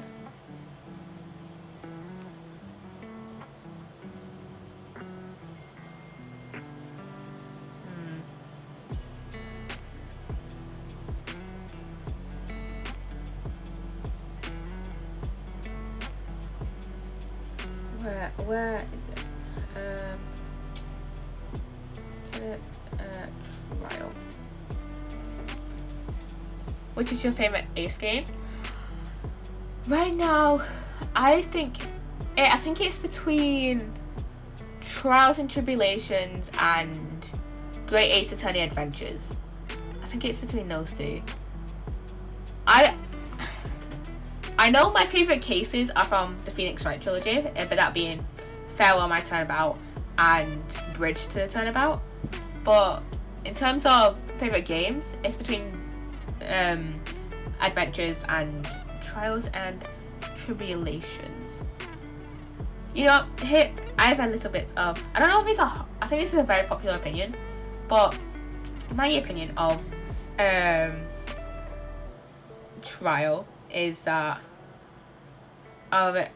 my kind of opinion on Trials and Tribulations is that Rise from the Ashes, which was like the bonus case for the first Ace Attorney, should have been the sixth case. It should have been the sixth case of Trials and Tribulations, or the fifth case, and they keep Recipe for Turnabout as a Justice for All case. Because if you didn't know, Recipe for Turnabout was originally meant to be a Justice for All case, but then it got moved to Trials and Tribulations, and either they just I feel like Recipe for Turnabout does work as a Trials and Tribulations case, so maybe they just like keep umping up the case numbers, but I don't know. I feel like Rise from the Ashes should have been a Trials and Tribulations case because now I'm mainly thinking of this from a gameplay standpoint. I know a lot of people come at this from a Phoenix Wright characterization viewpoint, which I agree with, because his characterization in Rise from the Ashes is like much more similar to how he was in Trials and Tribulations, and how kind of confident in his abilities he was compared to the first Ace Attorney. But I'm coming at this from a gameplay standpoint. We get introduced to Emma and like the fingerprinting stuff and the reviewing the tape stuff. I feel like that would have been much easier to kind of ease us into Apollo Justice, because even though the fingerprinting stuff doesn't come up in case 1 for Apollo Justice, it comes up in case 2. So I feel like it would have been much easier just to ease us into Apollo Justice and, you know, reintroduce Emma, who I don't think Emma would have maybe worked in the first case, but she would definitely would have worked in the second case. She definitely still works in the second case. She was in the second case.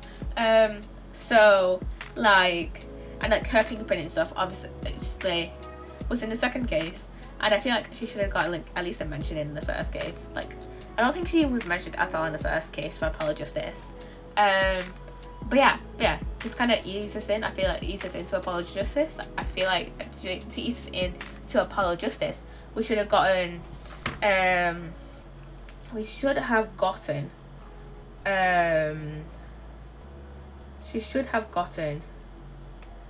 I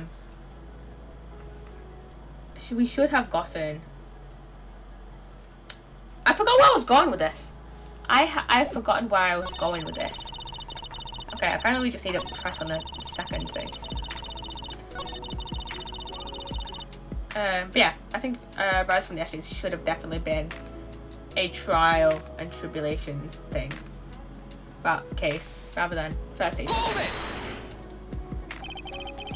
Professor Layton vs. Phoenix Wright Ace Attorney. You know what? I've never played that.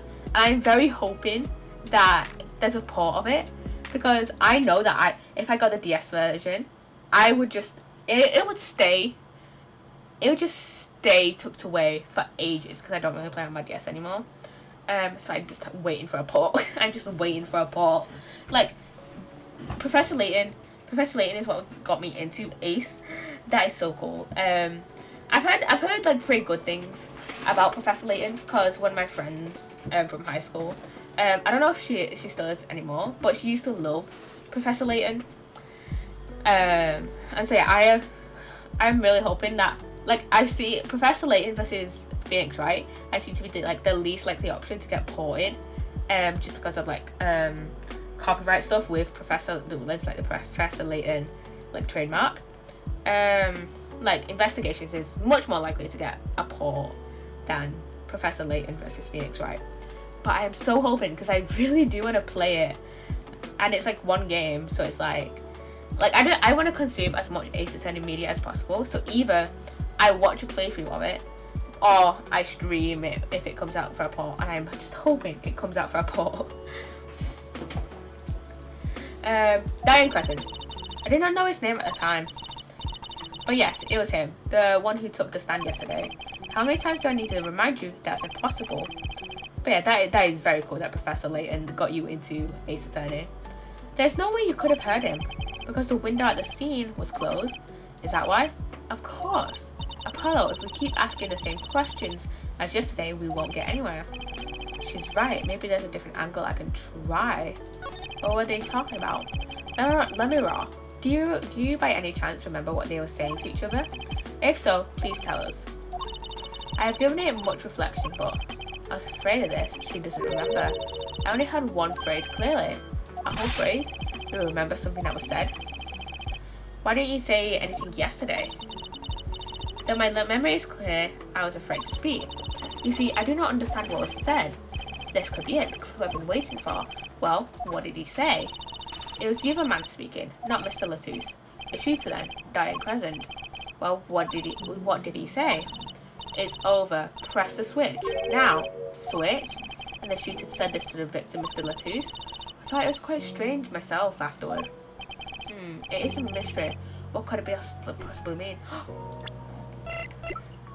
The switch. The trigger. Latouche was the one that set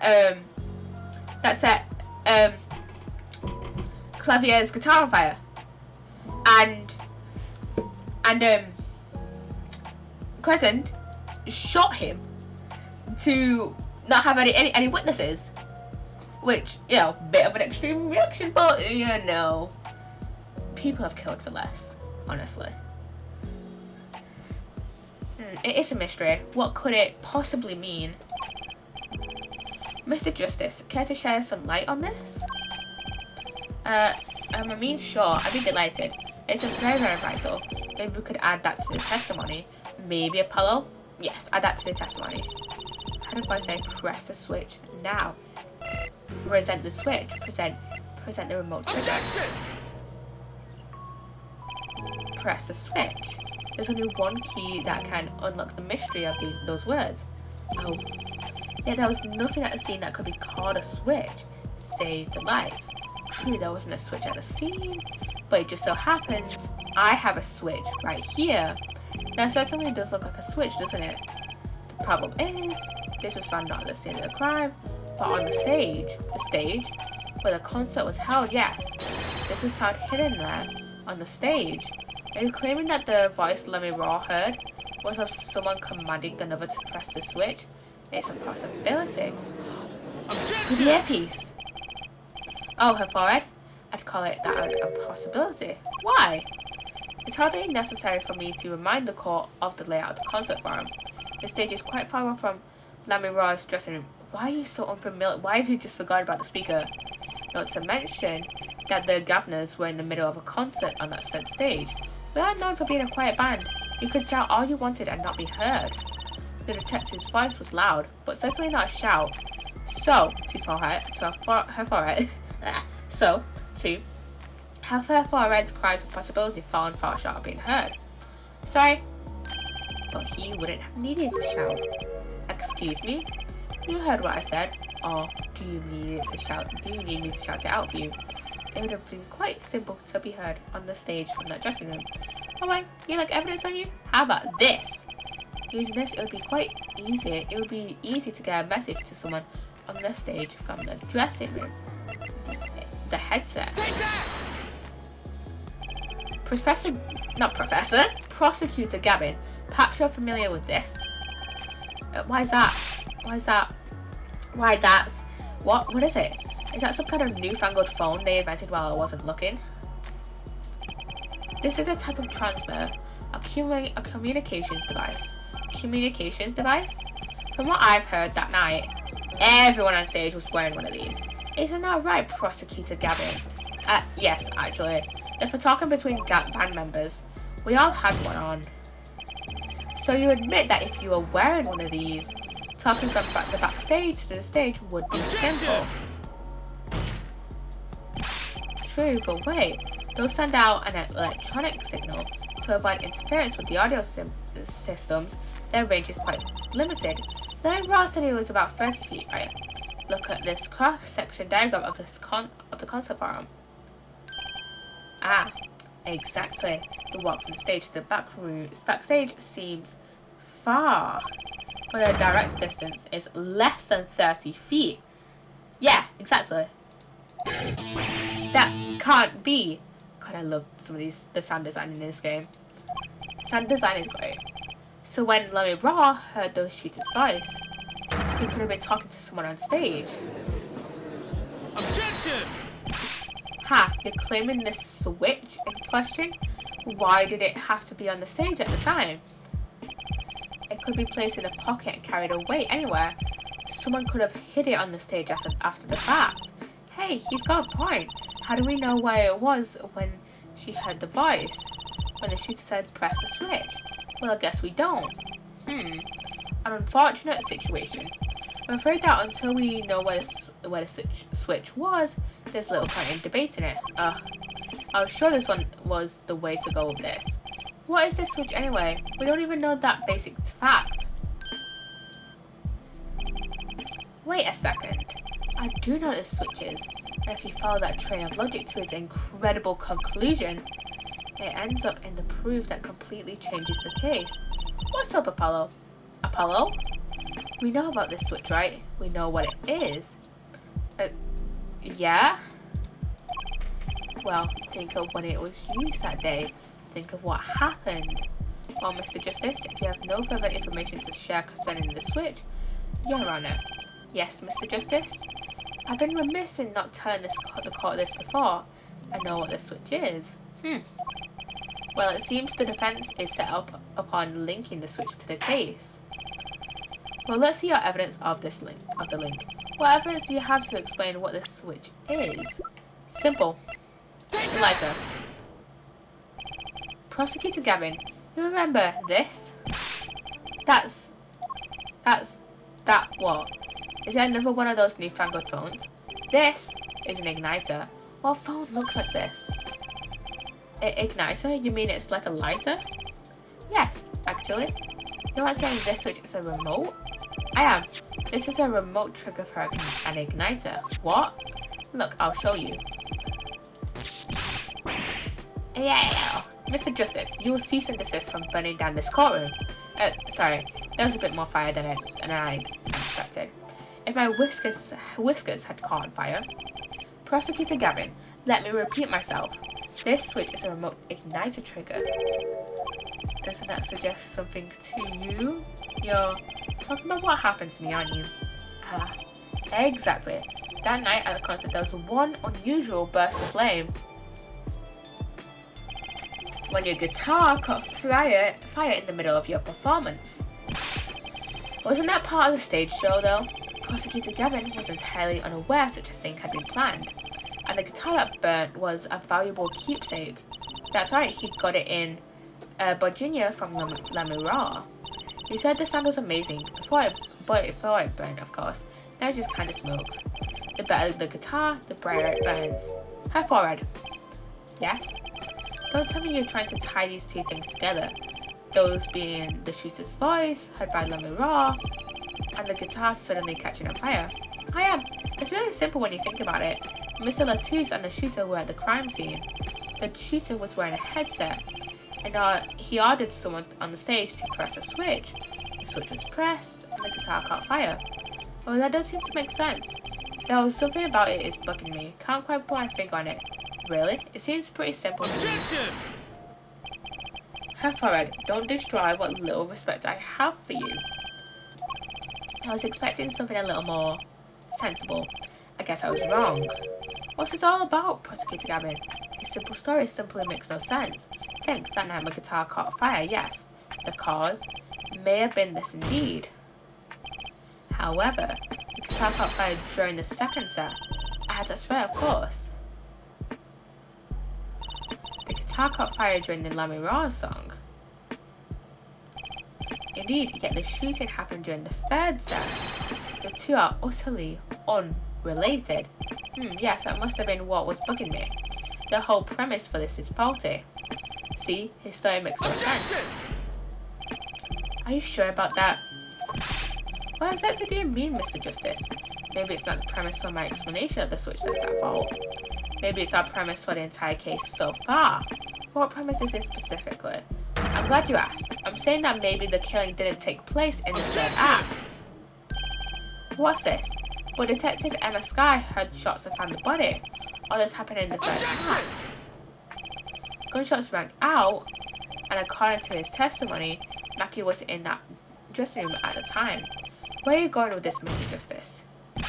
Stay with me, Your Honor. He also told us this in his testimony, namely, that the victim had already been shot. We all heard gunshots, but no one saw the shooting. This is insane. Oh shit! So maybe it happened like before the second set, or just after the second set. This is insane. Just before the shooting took place, the shooter was heard on his headset telling someone to press the switch.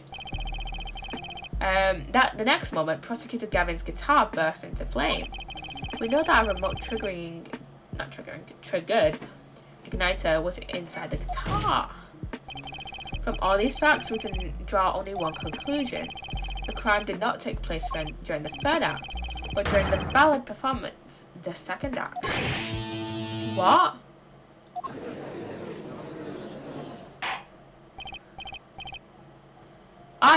Order.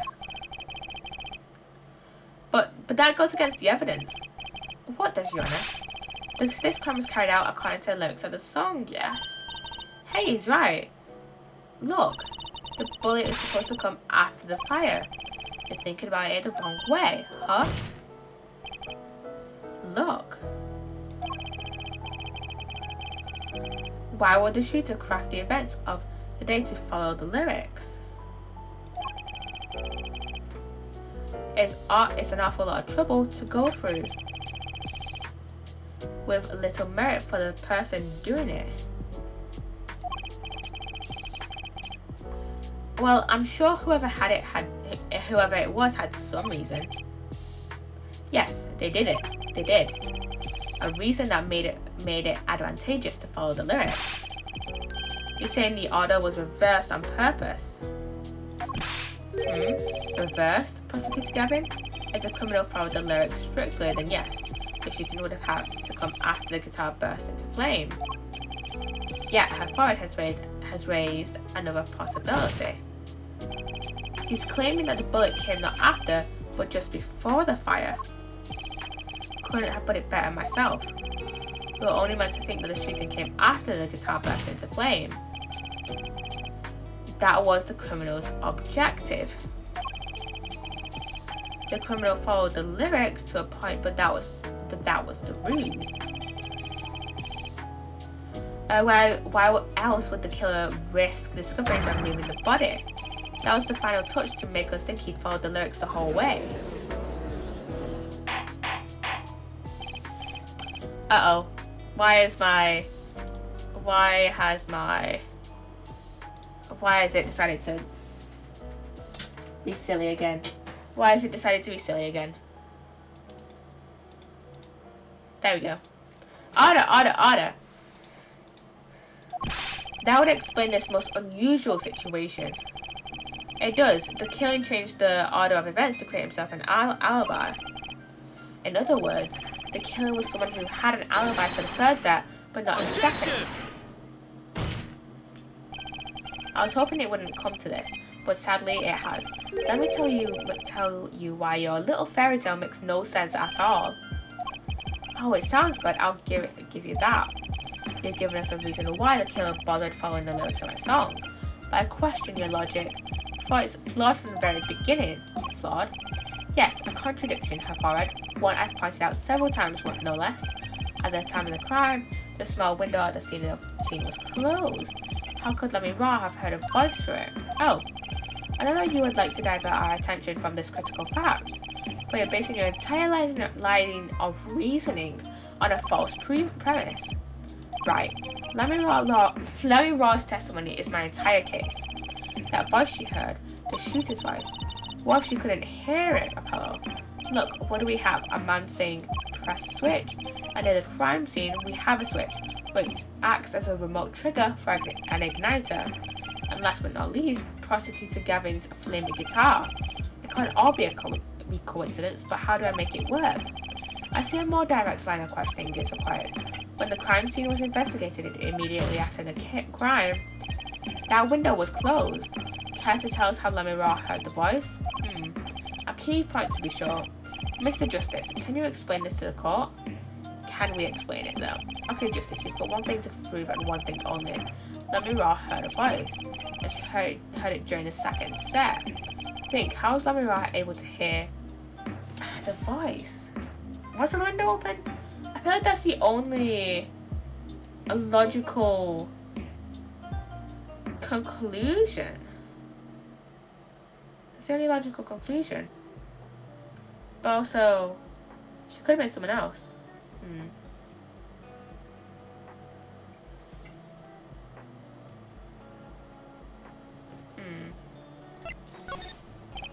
When we investigated the scene, the window was closed. The shooter had no reason to close it had it been open either, meaning it was impossible to hear the voice through the window. It's good to hear you making sense again. For a moment, I was afraid you might be a Virginian too. As I was saying, Lamiroir could not hear the voice through that window, so there can be only one explanation. She heard the voice from another location entirely. What's this? Ha, you do amuse me so. And here I thought you and Good Sense were back on good terms. Speaking terms, even. Wait, what did he say? And here I thought you and Good Sense were back on speaking terms. Now I'm afraid you and Good Sense speak two entirely different languages. Shall I interpret for you, her forehead? Lamiroir clearly stated she heard the voice through that small window, and there is only one small window at the scene. Are you sure? Think about it. Isn't there another small window at the scene? There is. I know that look. He wants us to ask him. Very well. You claim Lamiroir heard the voice from another location. Mr. Justice, show us where this location is. Lamiroir heard the voice from here. I'm gonna guess here. Take that! This is where Lamiroir heard that voice from. But that's no small window. That's the air vent. What did she tell us? She said she's a Virginian, unfamiliar with our language. It's not a stretch to imagine she called the air vent a small window. Now you've done it. You've gone beyond ridiculous and into ludicrous. So Lamiroir was up in the ventilation system listening to this man's voice? That's the only logical explanation, yes. Logical? I do not think this word means what you think it means, her forehead. Okay, what about it isn't logical? Ha, it hardly merits saying. Where would Lamiroir be in the ventilation system? Hiding like a rat, no offense intended to her, of course. The explanation for that is simple, Prosecutor Gavin. Isn't it, Lamiroir? You've been listening to our discussion here, yes? Yes. I admit it's had me quite confused since yesterday. Yes, the small window was closed, but why should that mean I could not hear through it? I feared our prosecutor might himself need an interpreter. The problem here is words. Lamiroir, this small window through which you heard the voice, was it up high on the ceiling of the room, not low on a wall? Yes, it was up on the ceiling. A what? So she just doesn't know the word for air vent, basically. Order, I will have order. Let me grab my charger so I can put my phone on charge. Witness, you will clarify this statement to the court. Are you in fact saying that you were up above the ceiling of the room and that's where you heard the moment of the crime? Yes, in fact, I was. I'm sorry, I've never imagined it would become such an important point. Yes, well, why the heck were you up there? I believe it is time for another testimony. I'm not sure I can't. May I remind you this is a murder trial? We will hear your testimony. Not giving you the right to refuse testimony, I see, Judge. Despite the fact that you would have let Adrian Andrews do that in Farewell by Turnabout. Was it Farewell by Turnabout? Yeah, it was Farewell by Turnabout. I remember because it was about she was about to testify about Celeste, I think it was Celeste. But then I remember Edgeworth just basically like bullying her, but talking about Celeste. Go watch the Farewell My Turnabout case, or just go look through the dialogue of that case. There's probably a transcript somewhere of Farewell My Turnabout. May I remind you this is a murder trial? We will hear your testimony. Tell us why you witnessed the crime from above the ceiling of that room, please. Well, looks like I'm on the right track. Witness testimony. Yes, I was above the ceiling when I heard the voice. I'd heard there was a small window there before. It was in the middle of my performance. I had no time to report what I'd heard. As to why I was there, I cannot say. I am bound to secrecy on this matter. Bound to secrecy? In my line of work, one has many obligations to uphold. But you said you were there in the middle of your performance, so this didn't happen during the second set.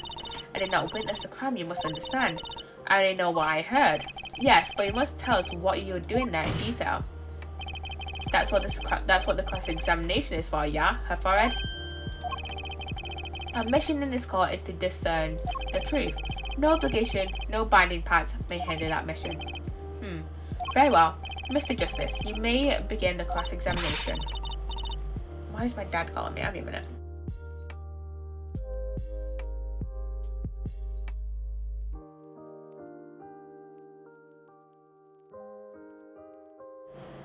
My dad wants me to start heating up. I shall be a second.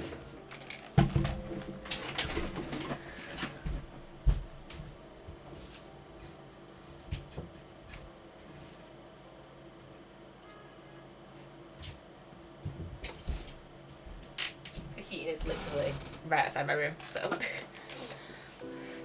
What are you going to do, Apollo? I'm going to find out the truth. She was up above that ceiling for a reason. I just have to get it out of her. Cross-examination time. Okay. I think I have an idea of the bit I want to press on her about. Well, by performance, I had no time to report why I heard. So without a word, you just let the third set start? After the curtain closed for the second set, there was still too much to do.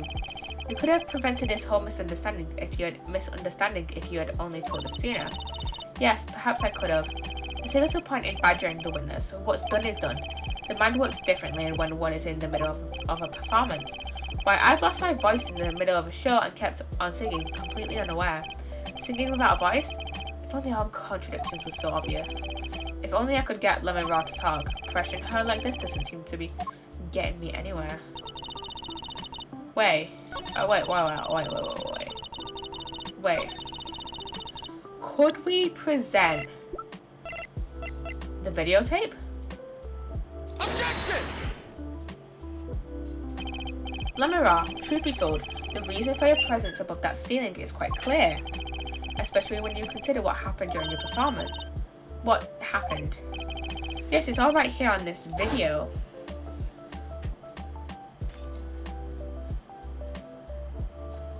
And here is the performance part of the performance. I knew this videotape would come around eventually.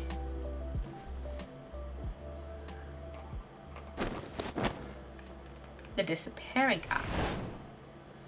And then here is where not Christoph's, that's his brother, Clavier's guitar burns.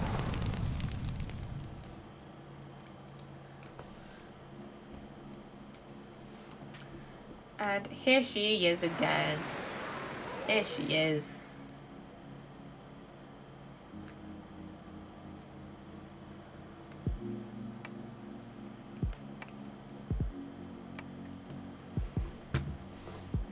And this Clavier just like panicking, like, oh shit, what the fuck do I do? It's on fire. As we can see, Lamiroir was clearly not on stage for her entire performance. Though it saddens me to be so realistic, Lamiroir is incapable of actually vanishing, let alone teleportation. So the only explanation is that she was hidden from view, and during that time, she was moved to the back of the forum. Apollo, what Teresa? It's not nice to reveal a magician's secrets, and it's against the rules. But I'm a lawyer, I'm not supposed to be nice. This is all very fascinating. But how is it possible? There's only 20 seconds between when she disappears and reappears. She couldn't have moved that fast. Is something wrong, Prosecutor Gavin? This was his concert, his show. He knows how the illusion was performed. Aha! He's just realizing his own oversight. Let's look at the cross-section diagram again. Here we can trace a route through the ceiling. It goes from the stage through the backstage to the rear of the forum. Recall Lamiroir's testimony from yesterday. I was on my way from the stage to the backstage exit. There was something like a little window there. That's how I saw it. She went from the stage to the backstage exit. A perfect description of this route above the ceiling. Lamiroir knew of this because of her part in the illusion, but she wasn't the only one who knew it. What? Just now in the lobby, Machi told me something. I know if I had an opening then, I can leave stage and backstage. He said that? Oh, were you not informed, Prosecutor Gavin? I knew about the vanishing act, of course, yet I had no idea of the route that would be used. Why didn't that magician tell me? Magicians only reveal details of their acts on a need-to-know basis. They're the bread and butter of a magician's life, you know. Which is why he bound Lamiroir to secrecy. Well, Lamiroir? I'm impressed, Mr. Attorney. Maki was right about you. So, what does this mean? Are you saying you used this route above the ceiling? I did. Well, that's that. But I'm still a little confused. Why is that, Your Honor? As I said before. Poppy, got you tabbed cool looking game? Why thank you, Tanga. Wait, thank you. Welcome on in, by the way. Didn't read what he said. 20 seconds, tops. How could she do it so fast? Especially if she stopped to hear the shooter's voice. Welcome on in, Tanga. How are you doing? Today we're playing Apollo Justice. We are in the middle of the first part. I just almost watched my glasses off my face. Why did I do that? I don't know. We're playing the first part of the second trial. I think we're almost done with this first part actually. I think we've got this testimony, we've got this cross-examination to do, and then we've got another cross-examination to do, and then we've got another part, and then I think we're done with this case. So yeah, this usually the last trial is where it gets really interesting for me, where I'm just like, okay, this is where everything starts to kind of piece together as sorts, piece together, starts to come together, and I don't know how to explain it, but yeah, this is where everything starts to kind of makes sense because we'll gather all this evidence from the first trial and the investigations, and then we'll get the final trial to finally be like, aha, that, I know this, I know that is wrong. So yeah, that's a good question. Can the witness explain this to the court? Okay, wait, what did he say? There was very little time between when she disappeared and when she reappeared. 20 second stops. How could she do it so fast? Especially if she stopped to hear the shooter's voice. That's a good question. Can the witness explain this to the court? I cannot. Very well, Mr. Justice. Yes? It's all up to you. Do you think? What thing, you know? You need to explain how Lamiroir was able to teleport like she did, or throwing your case out of the bathwater. Why did I get picked on? It's Lamiroir who isn't going along with the program here. As I have stated before, I'm not at liberty to speak of the illusion that night in detail. Then you'll just have to tell us what you can. We'll hear your testimony on this. Mr. Justice, it'll be your job to ring the truth alpha. I was just like, my brain automatically read that as wiring, but I knew it wasn't wiring, so my brain was just like, what the fuck does that say? Yes, if you would, please. Right. I feel like a student before finals. Good luck, Good luck, Apollo. Witness testimony. I followed the route exactly as I was instructed. There's an emergency exit in backstage where a stage-hand waited. From there, one can enter the forum on the opposite side from the stage. The plan was for me to move there in 2 minutes. I was on my way when I heard the voice. 2 minutes, you say? The mystery deepens. I suppose it was too much to hope that the judge would come up with something. As does my curiosity. Take it away, Mr. Justice. Right, Your Honor. All I have to do is find a contradiction between what Lamiroir is saying and what we can see plainly in the video. I figured it out already. I am a magician after all. Well, tell me. No chance. I can't reveal another magician's secrets. Come on. Hey, you're supposed to be on my side here. Yeah, come on. Yeah, come on, Trucy. Help us out here. Help us out there, Trucy. Let's save between this cross-examination and oh god. Oh wait, no, it's been 10 minutes. I'm not gonna lie, I thought it was an hour between saves, but no, it was like 10 minutes. As I was struck here, there's an emergency exit in the backstage where a standing hand waited. From there, one can enter the forum on the opposite side from the stage. The plan was for me to move there in 2 minutes, which is incorrect because you moved there in 20 seconds. No! It was 20 seconds like the judge fucking said. It wasn't 2 minutes. It's either there in 2 minutes. I was on my way when I heard the voice. Okay, what do we present? What do we present then? Because I know it wasn't 2 minutes.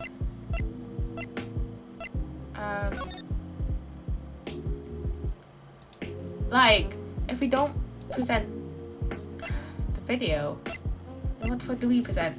Because again, it was 20 seconds.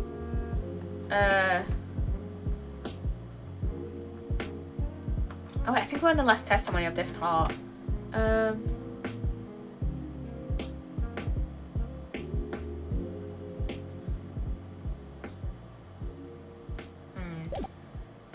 This is not right. This is not right. 2 minutes? Yes, it can be done in 1 minute if you are running in that cramped dark tunnel above the ceiling. Aha, Mr. Attorney. Have you forgotten? Dark or lit, it makes no difference to me. That's true, but so you're saying that on the night of the concert you made the trip in 2 minutes? Yes, though I nearly didn't make it on time. You see, I stopped halfway. Lamiroir disappears on the video for 20 seconds, but she says she made the trip in 2 minutes. How? If you want my professional opinion, I bet the answer's right there in that video. Well, Mr. Justice, perhaps you have some evidence for us. Something that can explain the discrepancy between the video and her testimony. Evidence explaining the testimony? There's evidence. There's one piece of evidence that explains the discrepancy between the video and the testimony. Take that! Lamiroir, do you happen to remember this brooch? Hi, the brooch. I can never remember how to fucking say this word. I feel like there's a lot of words in this game where I'm just like, yeah, I don't know how to properly pronounce this, so I'm just gonna say it like 20 different ways and hope one of them sounds right. We saw that yesterday, did we not? It was kind of a scene, Yona, and you're bringing this up now. Why? I thought we had already determined when that was dropped. So did I, but we hadn't. Take another look at the video.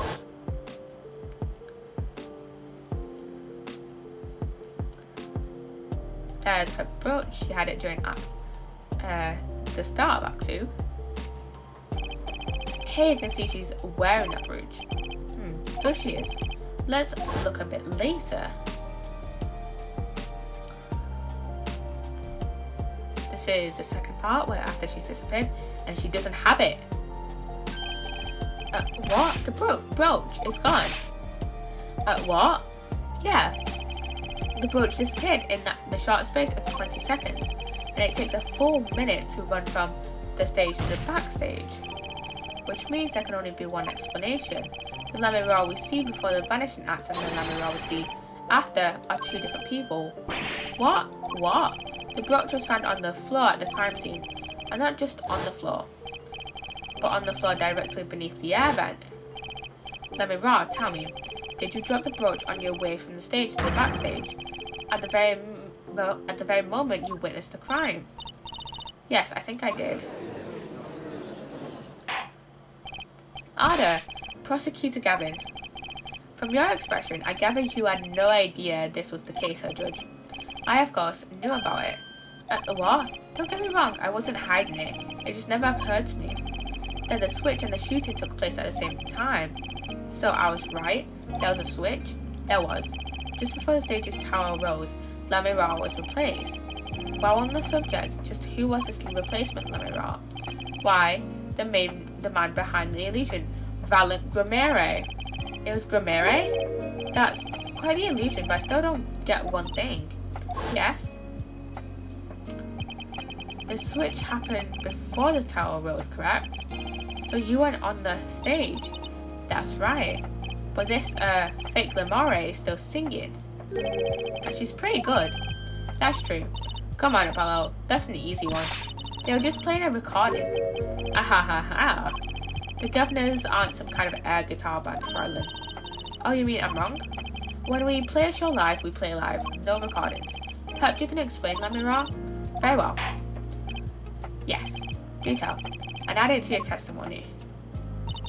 I had to keep singing even while I moved. Hold it! You were singing? Yes. Mr. Gavin expressed a dislike for recordings, so I used this. Wait, so you were singing the whole time? Even when you were crawling above the ceiling towards the backstage? Why should it matter where I sing when everywhere I go is the same darkness? Fair enough. But if you were singing while you were walking, that's right, wouldn't the shooter and the victim have heard? She was singing right over their heads after all. That is right. Are you sure? You'd have to be pretty hard of hearing to miss someone singing in the ceiling. Once again, we come back to the state of the scene of the crime. What state? Ah, I know what it means. That old speaker, Apollo. The speaker? The speaker that was blaring at the time of the murder. And that's for monitoring the stage for this room. Monitoring? It pipes in a real-time feed from the stage microphones. Useful for knowing when your set is coming up. Satisfied? That dressing room was fitted with a large speaker playing a direct feed from the stage. At my request, actually. So Lamiroir singing in the ceiling sounded just like Lamiroir singing over the speaker. Ingenious. Her voice was hidden by her voice. Ah. Lamiroir. I've just remembered with something. Do tell. When I heard the noise, the gunshots, yes? It startled me, so I stopped singing. What? I forgot the words I was supposed to sing. The song stopped. Thankfully, it was the beginning of the second verse, so not many would notice. Forehead, that mixing board I lent you, where is it? The mixing, huh? That machine, Apollo. The one that breaks music into tracks. Oh, this? I'd completely forgotten about it. Let's take a listen. We cannot take a listen. Okay.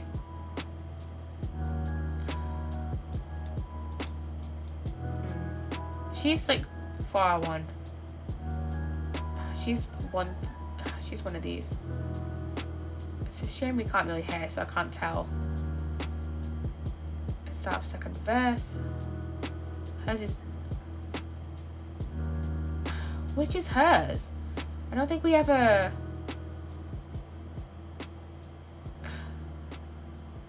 The song does stop there. It does. I must have missed it. Look at the lyric sheet at the top of the second verse. See where it says pleasure, pleasure? And listen again. We can't listen. We can't listen though. Why is this like this? I literally turned up the music the other day as well when we were streaming this and looked at the performance for the first time, and it still didn't, you know, and it still didn't say the words. So it's like, just have voice acting for that bit, please. This is evidence indeed. I believe we are guilty of making a terrible mistake. The crime didn't happen during the third set. It happened during the second, during Lamiroir's ballad. If that is true, then no one on stage during the second set could have been the shooter, which means that Diane Crescent could have done it. He wasn't on the stage for the second set. Well, Prosecutor Gavin, fascinating. I don't believe I've ever seen a trial turned around quite so thoroughly. Yet one problem remains. What's that, Prosecutor Gavin? Her forehead's theory does have a certain kind of logic to it. Yet it is entirely based upon Lamiroir's testimony. Yes, it's a problem with this. Well, it's quite simple, though it pains me to say it. What if she's lying to protect the defendant? Objection! But you have no proof. All I'm saying is that the truth is as yet unclear until we hear directly from the man himself. The man you don't mean. Yes. Though he is a friend and a band member, Diane Crescent must take the stand. I see no other way. As someone with a new perspective on the case. As a suspect, to be frank. Yeah, we need him on the case. On the stand even. Finally, the rat's coming out of his hole. And I'm ready to catch him. Diane Crescent, get ready for justice. This is as good as a time as any to pause for a brief recess. The prosecution will summon the witness. Have him here and ready by the time we begin. I'm the last man who needs to be reminded of what his duties are. Very well, the court is adjourned for a 15-minute recess. To be continued. Okay, I need to take a 5-minute break. So I'll save here. I'll put up my break screen and I will put up words always on stream. So okay, let's go to the options here. Okay, we'll keep it here. Just at the start of the second part. Break screen. I need to add in a window capture. I'm not gonna lie, I forgot I had to take the stream open. Words on. Let me get this up. Words on stream. How can I spell? Okay. Okay, I'm gonna get this up. Let me. Okay.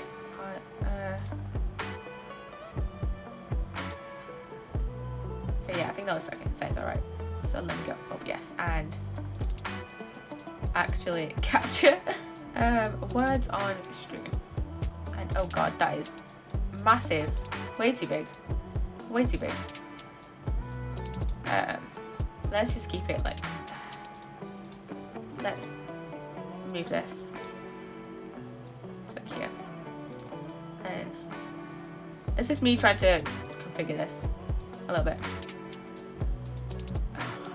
What the hell, the wrong thing.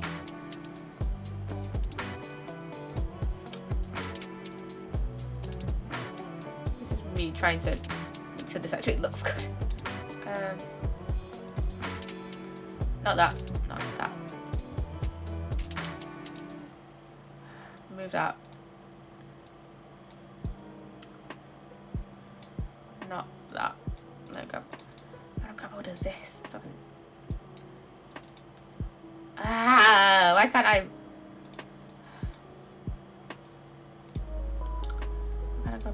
Fuck it. Fuck it. Fuck it. We just got this. And okay, gonna put words on screen. I'll be like 5 minutes. So yeah, gonna start it and yeah.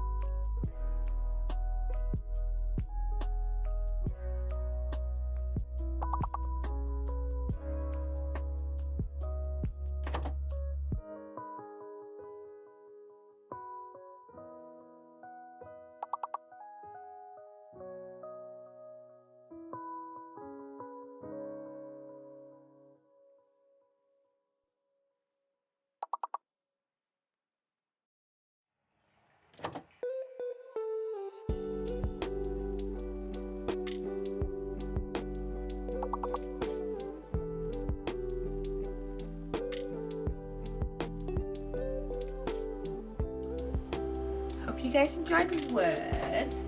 Okay, let's move back to Apollo Justice for the last part of okay, so a bit quiet. For the last part of this trial and the last part of this case, I believe. Okay, now I said it too loud. Yeah, this is the last part of this case. So, in this case, in this trial, we have, it's part of the trial, we have 3 cross-examinations, and then it's just rambling. So, yeah. Why do I sound weird? I feel like I sound weird. But also, I don't know. So, yeah. Yeah, okay. Let's go back. We're back in the defendant lobby. Apollo, I can't believe it. It really happened during the second act. And right in the middle of Lamiroir's performance. The reason why she was in that air vent. And that switch and the flaming guitar. When you link it all together, that's what you end up with. I knew you had what it took. Oh, it's Phoenix! We haven't seen all this case yet. Ah, Daddy. Mr. Wright, you believed in me? Not really. I just thought that would make a cool entrance and say, "Hiya!" Why do I even bother hoping? Where have you been lately, Daddy? You haven't been coming to the office at all. Ah, sorry about that, Trucy. I'm on a secret mission. Secret? You mean like you're undercover? Like Mr. Latouche, only he's shorter and not as well dressed. Oh no, what if he's short too, Daddy? Why'd I do such a thing like that to you? Anyway, I'm off for a little while again. Huh? You're leaving? Oh, one thing before I go. What? Good luck. Right. Is that all you came to say? I think your thing's pretty much under control. You'll get Matchy Tobai off the hook, no doubt. Yeah, but you're after that detective, aren't you? Diane Crescent. It won't be easy proving he did it. Especially not under the current court system. The current court system? What did Prosecutor Gavin say during their trial? Your case is based on one fragile assumption, namely that our diva divine is telling the truth. But what about all the proof, the brooch, and the switch? Appeals to jewelry and a lyrical blunder. There are plenty of other ways to explain these things. You claim a guitar too, all because you lack definitive proof of their connection to the case.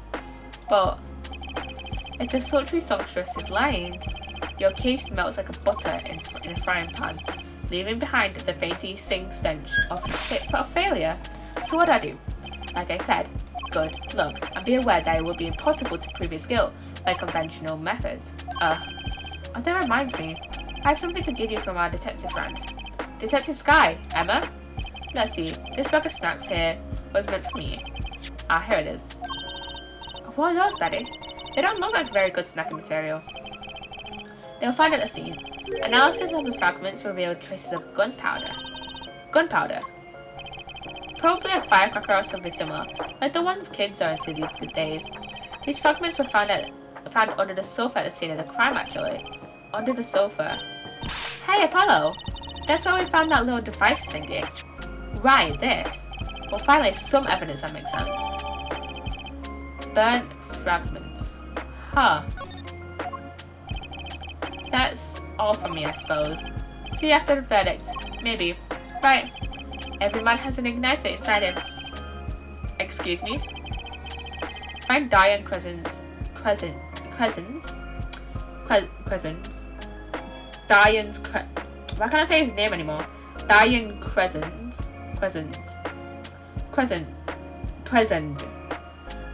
Diane Crescent. Why does it sound weird coming out of my mouth? Crescents. Igniter and set off. It sounds like I'm not saying the D, but I am trying to say the D at the end of his name. And he walked out the door, just like that, just like a magician, normally. What does he want us to do? No conventional methods? What does that mean? I guess we just have to take his advice and hope it makes sense when the time comes. I guess. We're almost at the finish line. Hang in there, Trucy.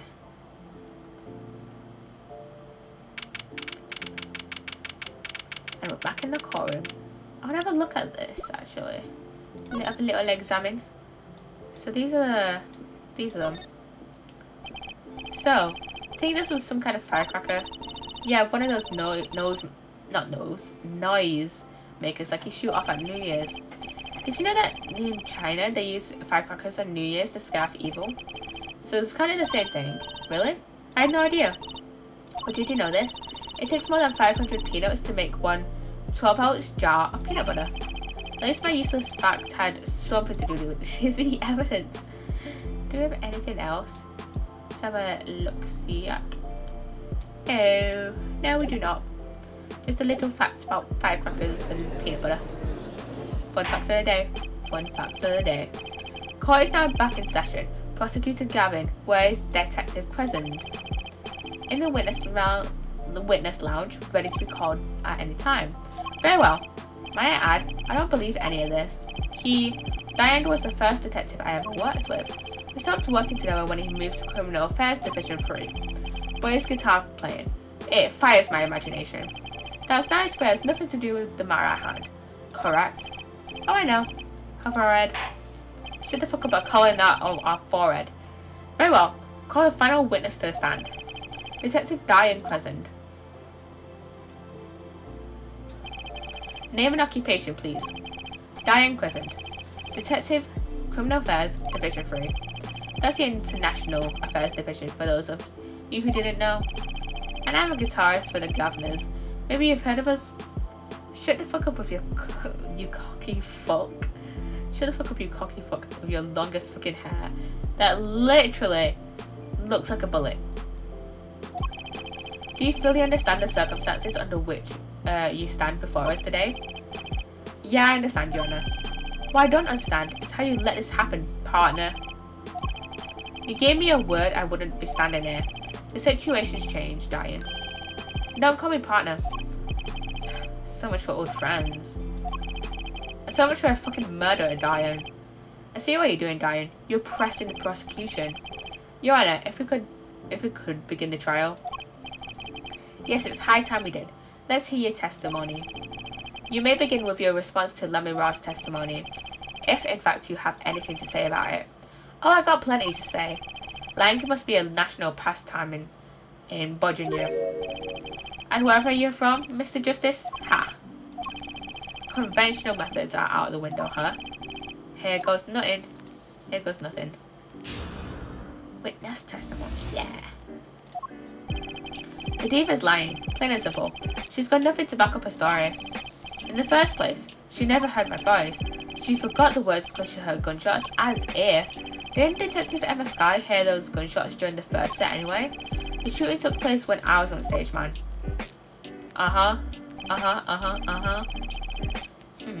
So you claim Lamiroir's testimony was a lie? Hey, don't get me wrong, I dig what she's doing, trying to protect that kid. And she's got the court eating vague statements out of her hand just because she's blind. I don't think that's right. You go too far, Diane. You go too far. Look, all I'm saying is, you got a reliable witness. Why not listen to the detective? Detective Sky? I see. Mr. Justice, you made it begin the cross-examination. He didn't waste any time finding our weak spot. I can't do this with Lamiroir's testimony alone. I'll have to find some other way to prove when the shooting took place. Yeah, now it's time for cross-examination. Us versus Clavier. And this guy. I mean, it's not really us versus Clavier. Clavier is like the kind of prosecutor that's just like, oh, I'm trying to find justice rather than trying to win. Because it was more Von Karma and Edgeworth that was like, oh, I want to win this case. It was more of just like, I was watching, if you don't know, this week's video essay of the week, which is also a command, explanation of point essay of the week. I think that's the command. It's in the command panel. It was this week's essay of the week is a Franziska von Karma video essay by Wendy Rocket, and she was talking about like, oh, Franziska is like different from her father Manfred because Manfred was looking to win, while Franziska was more looking for justice. That's like the basic. That's like the most very watered down version of her point. But like Clavier and Franziska are very much searching for justice and are more willing to go down every single avenue compared to Edgeworth and Manfred. This is obviously comparing to Edgeworth in like the first game than Edgeworth in Justice for All. Not Edgeworth in Justice for All. He wasn't really there in Justice for All. But you know, Edgeworth in Trials. I'm mainly talking about Edgeworth in the first game. So yeah. I don't remember where I was going with that point. I do not remember where I was going with that point. Dave was like, she's going to finish back up that story. In the first place, she's never heard my voice. You never talked to her, even though you were playing in the same concert. No word as far as I can recall. But weren't there planning sessions or something? Gavin took care of all that himself. Diane wasn't involved in any of the meetings with her. Ugh. As if you can just go around remembering everyone's voice like that anyway. Only an idiot would believe that. Lamiroir's hearing is very sensitive. She could remember him if she heard him. I'm sure that I just can't prove it. And I need proof. Because she heard gunshots as if. Didn't Detective Emma Sky hear those gunshots during the third set? Anyways. But there's also gunshots, there was like 2 other gunshots, weren't there? If we have a look, then yeah, there's 2 gunshots thing here, 2 gunshot bullet holes in the wall. What if there was 1 gunshot when Lamiroir said, like, that was the one that actually killed the guy, which was, you know, before Apollo and Emma got outside the dressing room. Okay, what?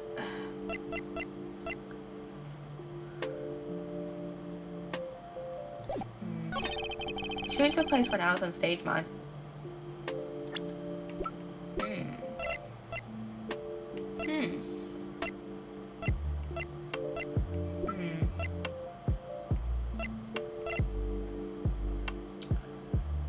When was the third set? This is second set. It doesn't have a time. It doesn't have a timestamp for this video, which is a shame. It doesn't have a timestamp for this cassette.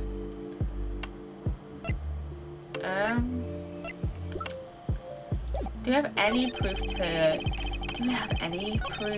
present this? I'm stuck on this one.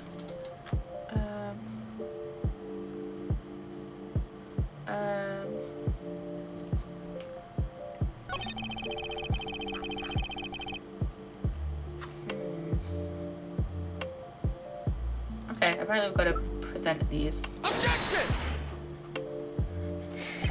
Some things were found at the crime scene after yesterday's trial.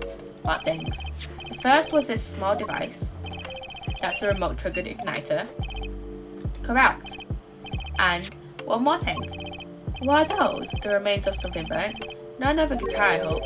Traces of gunpowder were found on these fragments. We have a report that it was something like a firecracker. How did Gavin know about this? What do you think Detective Sky works for you?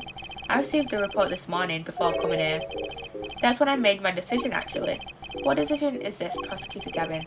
I registered Diane as a witness in today's trial, just in case. This raises another possibility. Those gunshot-like sounds during the third set could have been 2 firecrackers rigged to go off by remote control. Good possibility. Haha. You've got an active imagination, don't you? But you shouldn't say every little thing you think. Your explanation there seems a bit too convenient to me. How so? So you're saying these firecrackers just happened to go off right when 2 witnesses came walking by? Ha. That's right. Diane was out on stage when it happened, Apollo. How do you know someone was backstage right then? If a firecracker goes off in the forest and there's no one there to hear it, you get my drift. I go through the trouble, man. Ugh. How do I explain this? You may not look it, but Diane is a gifted detective. Show any weakness and he's sure to find it. You may not look it, partner. Gee, thanks, man. That reminds me, I happened to pass through that very hallway several times that day myself, and I saw something odd there just before the third set. Something odd? A headset. The kind all the band and the staff members were wearing as well. That's right. We picked this up in front of the door to that dressing room. Yeah. Hey Poppy, are you a toaster? I am not a toaster, no. Welcome in, Jamie, by the way. Welcome in. How you doing? Today we're just playing a bit of Apollo Justice. How you doing? What if that headset wasn't dropped but placed, and what if it was turned on? Shame. Would have kind of looking to see. Bit weird.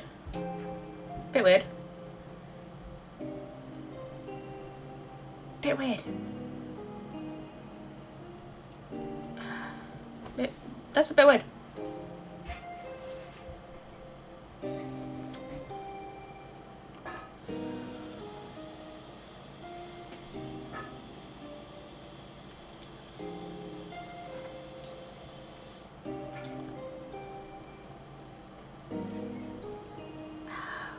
How the fuck do I delete a message? This is how I figure out how to. This is how I get to use out.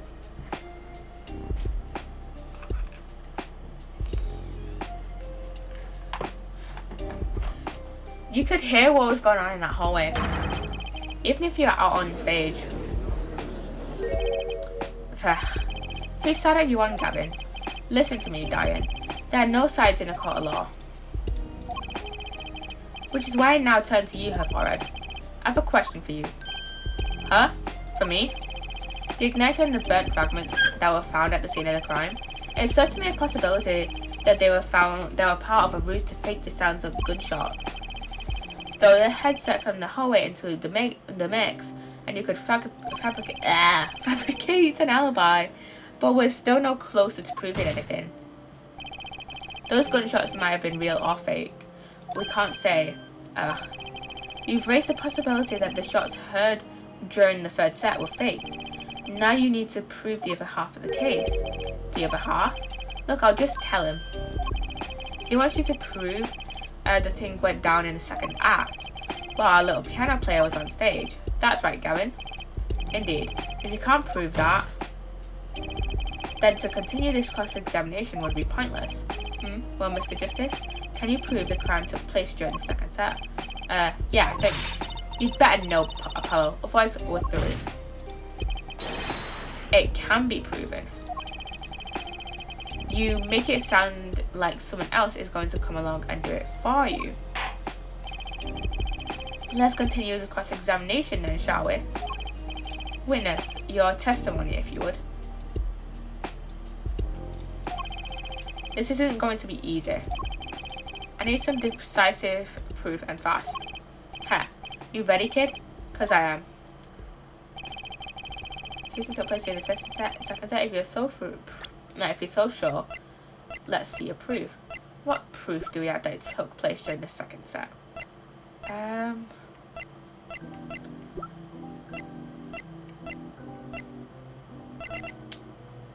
I don't know. I don't know what proof we have. I don't know what proof we have. I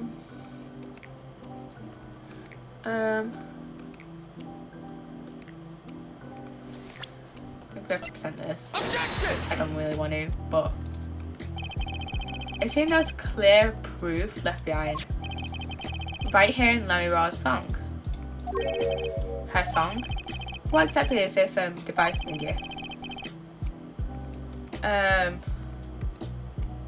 new variety of gramophone, perhaps? Come on, we just used this. We just used this, and don't get me started on gramophone.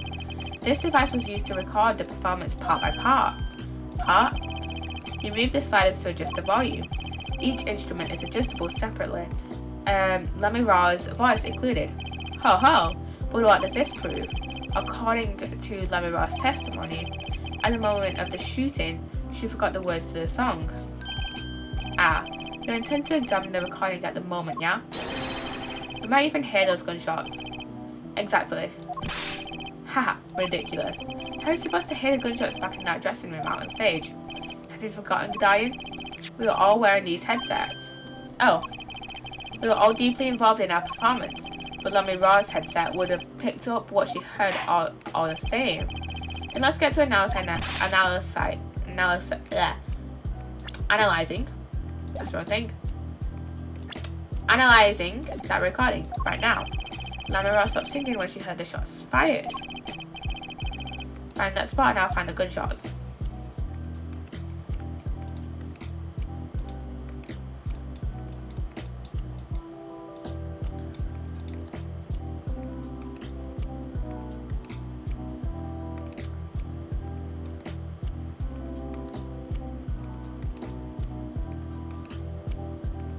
Yeah, we can't hear any of this singing.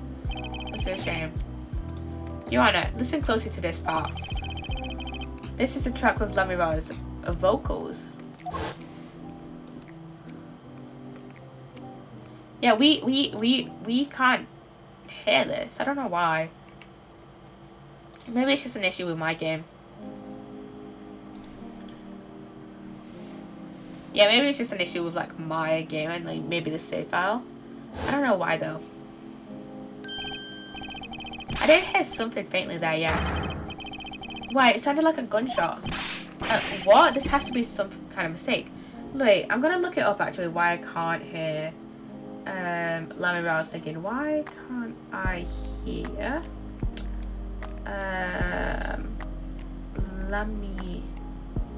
Lamiroir singing Apollo Justice.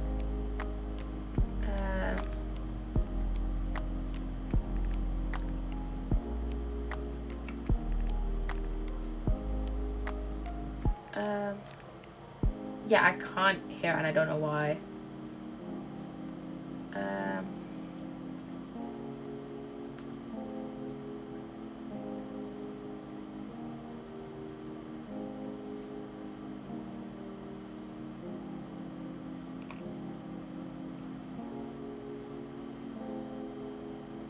Yeah, I don't know why I can't like hear it.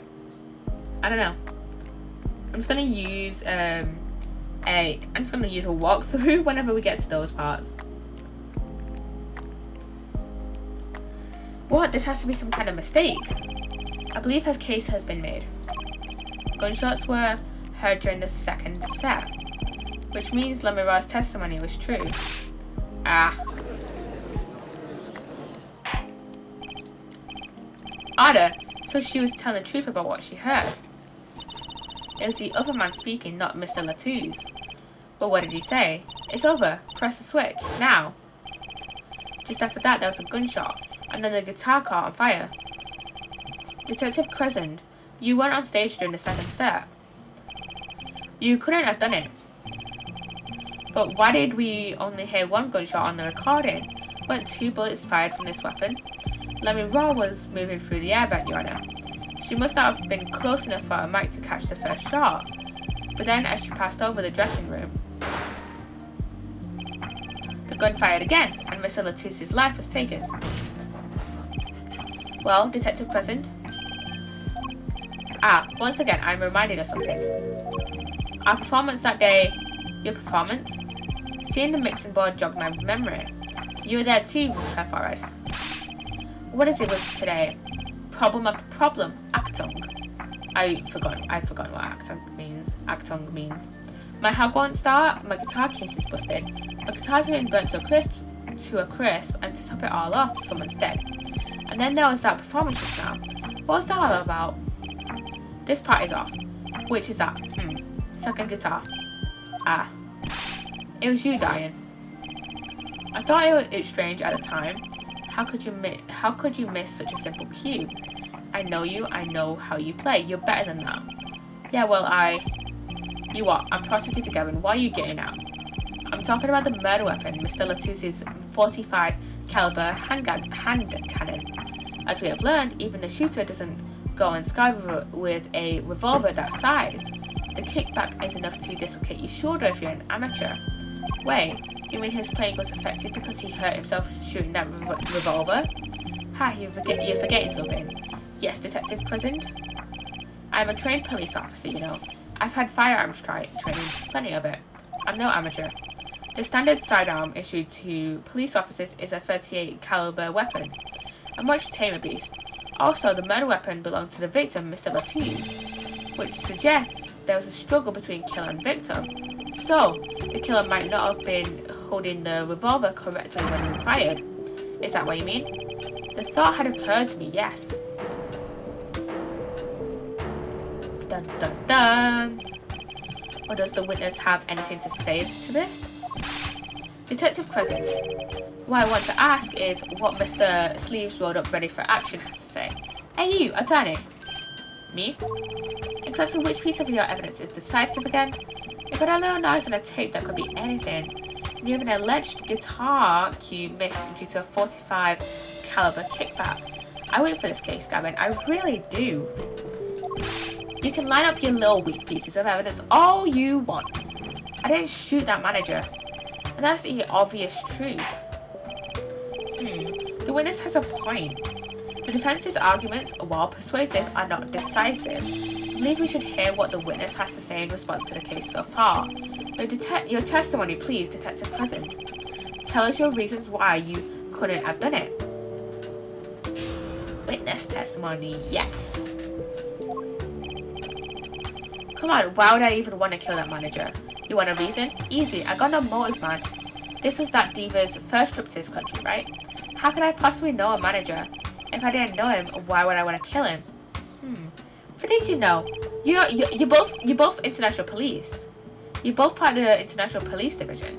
Like he said earlier, he's part of Division 3, which is international police, and Latouche was actually international police. So part of the same division, more likely than you think.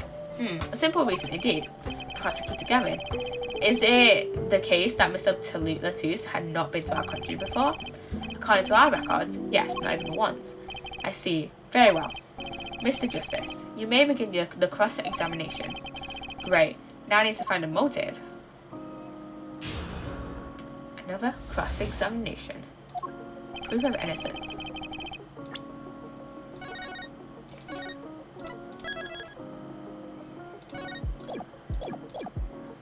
Why don't we...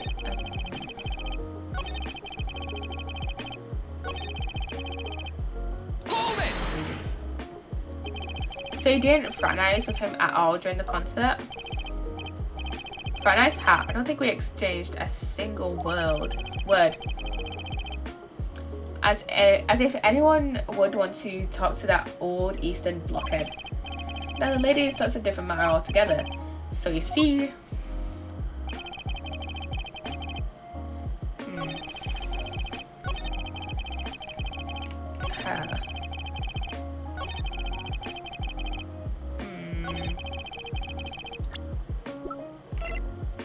Objection!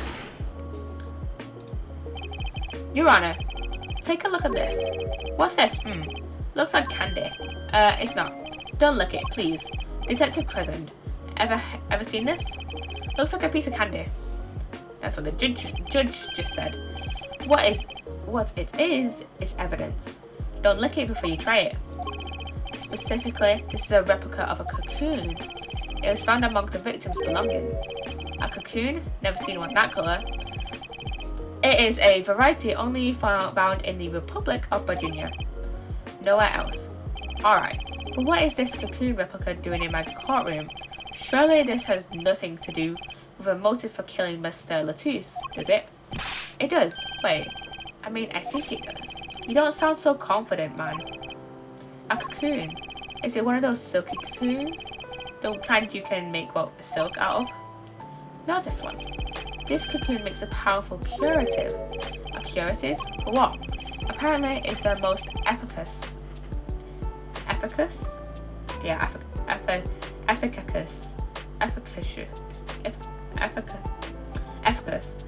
at treating a disease thought to be incurable. It is the only medicine of its kind.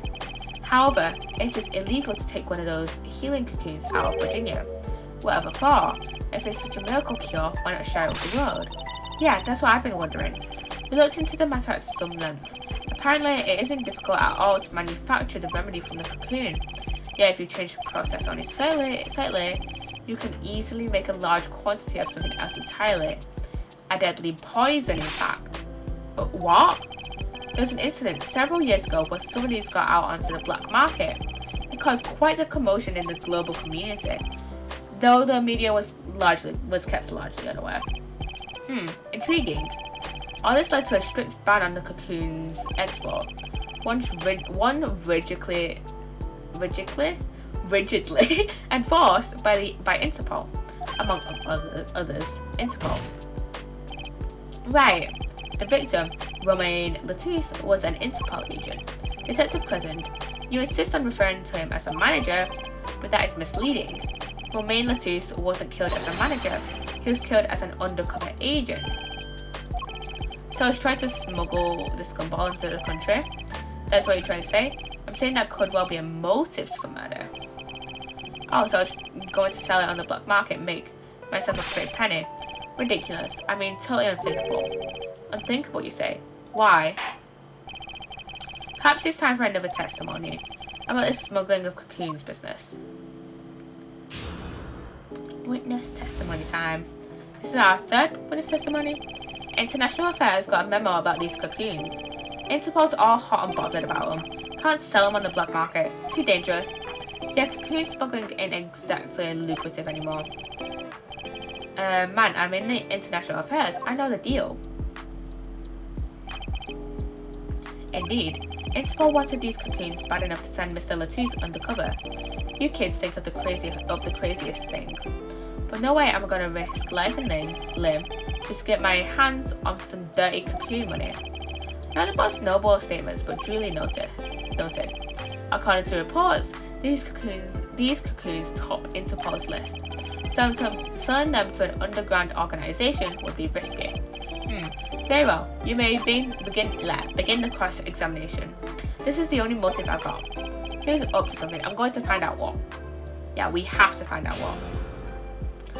First, we're going to save. I'm going to save. No, save. Save. It's only like 5 minutes ago. 5 minutes ago, I last saved. So, International Affairs, I remember what the cocoons. They're all hot and bothered about them. Can't sell them on the black market. Cocoon smuggling ain't exactly lucrative.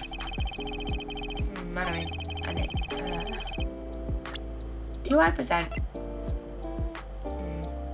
The article about incurators. Objection! Isn't this might be right? Why not choose a less dangerous buyer then? I would. How clueless are you? Everyone in the market's dangerous. The second they found out I was a cop, I could kiss my keister goodbye. Why sell it to a black market buyer? How about someone like this? That article. That's about the Chief Justice's. A deadly poison can be extracted from the cocoon, but so can a cure. And not a cure for just any disease. A cure for incuritis. Incuritis? I've heard of that somewhere. You went to visit a victim of the disease this morning. Now I remember how much of a dumbass this judge is. I mean, how could I forget?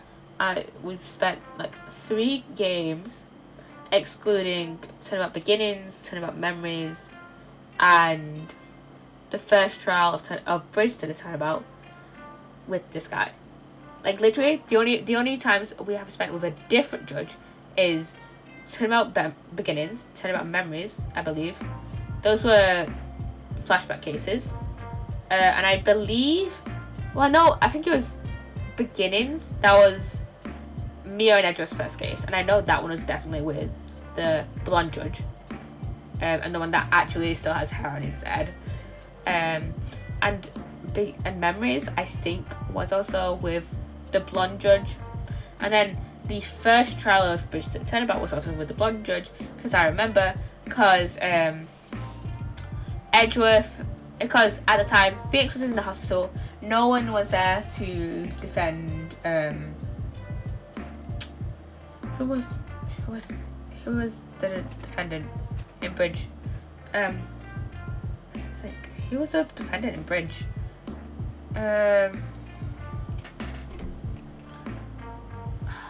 I know the real killer was Dahlia Hawthorne. Like that was inhabiting, I think it was Iris's body. Can't remember if it was Iris's or Myers. I think it was Iris's. The defendant was Iris. The defendant was Iris, yeah. There's no one to defend Iris because Phoenix has already took up the job. So Phoenix was like, hey, Edgeworth, help me out here. Defend Iris for me. And Edgeworth agreed. And he was like, hey yo, Francisca. Come out here. I know you're in Germany, but still, come out here to Japan, Afanya, and prosecute for this case for me. Because I know you won't fucking snitch. And so she was like, I'm coming over. I'm coming over from fucking Germany. And Edgeworth was like, hey up, gonna get this judge on the case, on this trial. And the prosecutor's office or Chief Justice or whoever was like, alright, whatever you're saying, Mr. Edgeworth. You're one of our top prosecutors, so why the fuck not? You know? So, yeah. You went to visit a victim of the disease this morning. Aha! Why, that's the disease the Chief Justice's son has. You aren't saying our witness is a detective who would have contact with the Chief Justice. You're saying the Chief Justice would never deal in contraband, not even to save his own son's life. But even if the deal went through, why, it'd be an international scandal. That's Detective Crescent's insurance. If word ever got out, one thing was his neck. The one with his neck on the line would be the Chief Justice. Detective Crescent, is this true? First, I'm a murderer, now I'm a smuggler? How many crimes are you trying to pin on me anyway? Distasteful as it is to think about if the Chief Justice were the buyer, why a seller couldn't hope for a better deal. A very cowardly seller. Don't sleeves over there trick you. So I made a deal with the Chief Justice. Where's your proof? Well, oh yeah, and you're forgetting one other important thing. Do tell. Interpol isn't the only ones out there watching this. Virginian Customs barely sleeps. They're so worried about cocoons getting out. So we were informed. Let's continue with the cross-examination. So, everything and everything. Then how the fuck do I edit this then? How the fuck do I edit this? How the fuck do I have this then? I'm on the right lines, but how the fuck do I have this? How the fuck? Everything and everyone gets checked.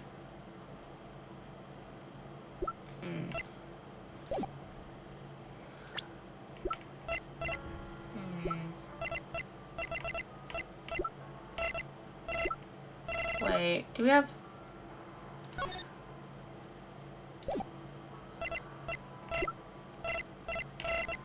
I don't know. Let's just process and hope. Apollo says the things I wanted him to say. Just how strict is this customs check? Way strict. They keep planes on the ground for hours. I do recall it being a bit extreme. They're even confiscating gumdrops and marshmallows. Yes, it'd be hard to distinguish them. That's right, Gavin was in Virginia, wasn't he? I remember saying after metal detectors several times. I had to practically strip naked to walk through. Here's a trouble tip for you, Gavin. Leave the bling at home, you glamorous fop. Cocoon possession will get you arrested on the spot and then sentenced to death. That's pretty extreme. Virginia has this rep as an idyllic laid-back place. Truth is, they're beyond hardcore security. The Republic of Virginia is a peaceful, pleasant country. So this level of security shows us how truly concerned they are about these cocoons. That's the situation. Hey man, if there's a way to cook it, I should like to know. You're in a position to know quite a bit about smuggling. Yeah, I need to know a bit for work, sure. But all we get are reports on the failed smuggling ops. Not exactly something you want to go copying. But if you want to know, I can tell you a few of them. Maybe you'll succeed and get rich.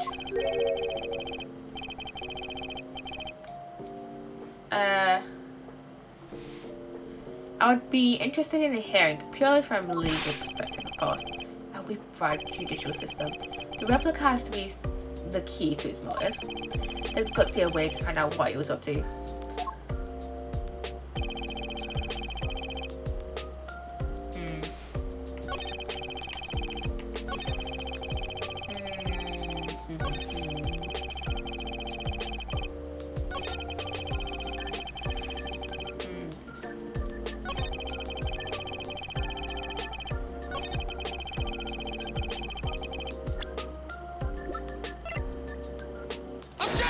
This?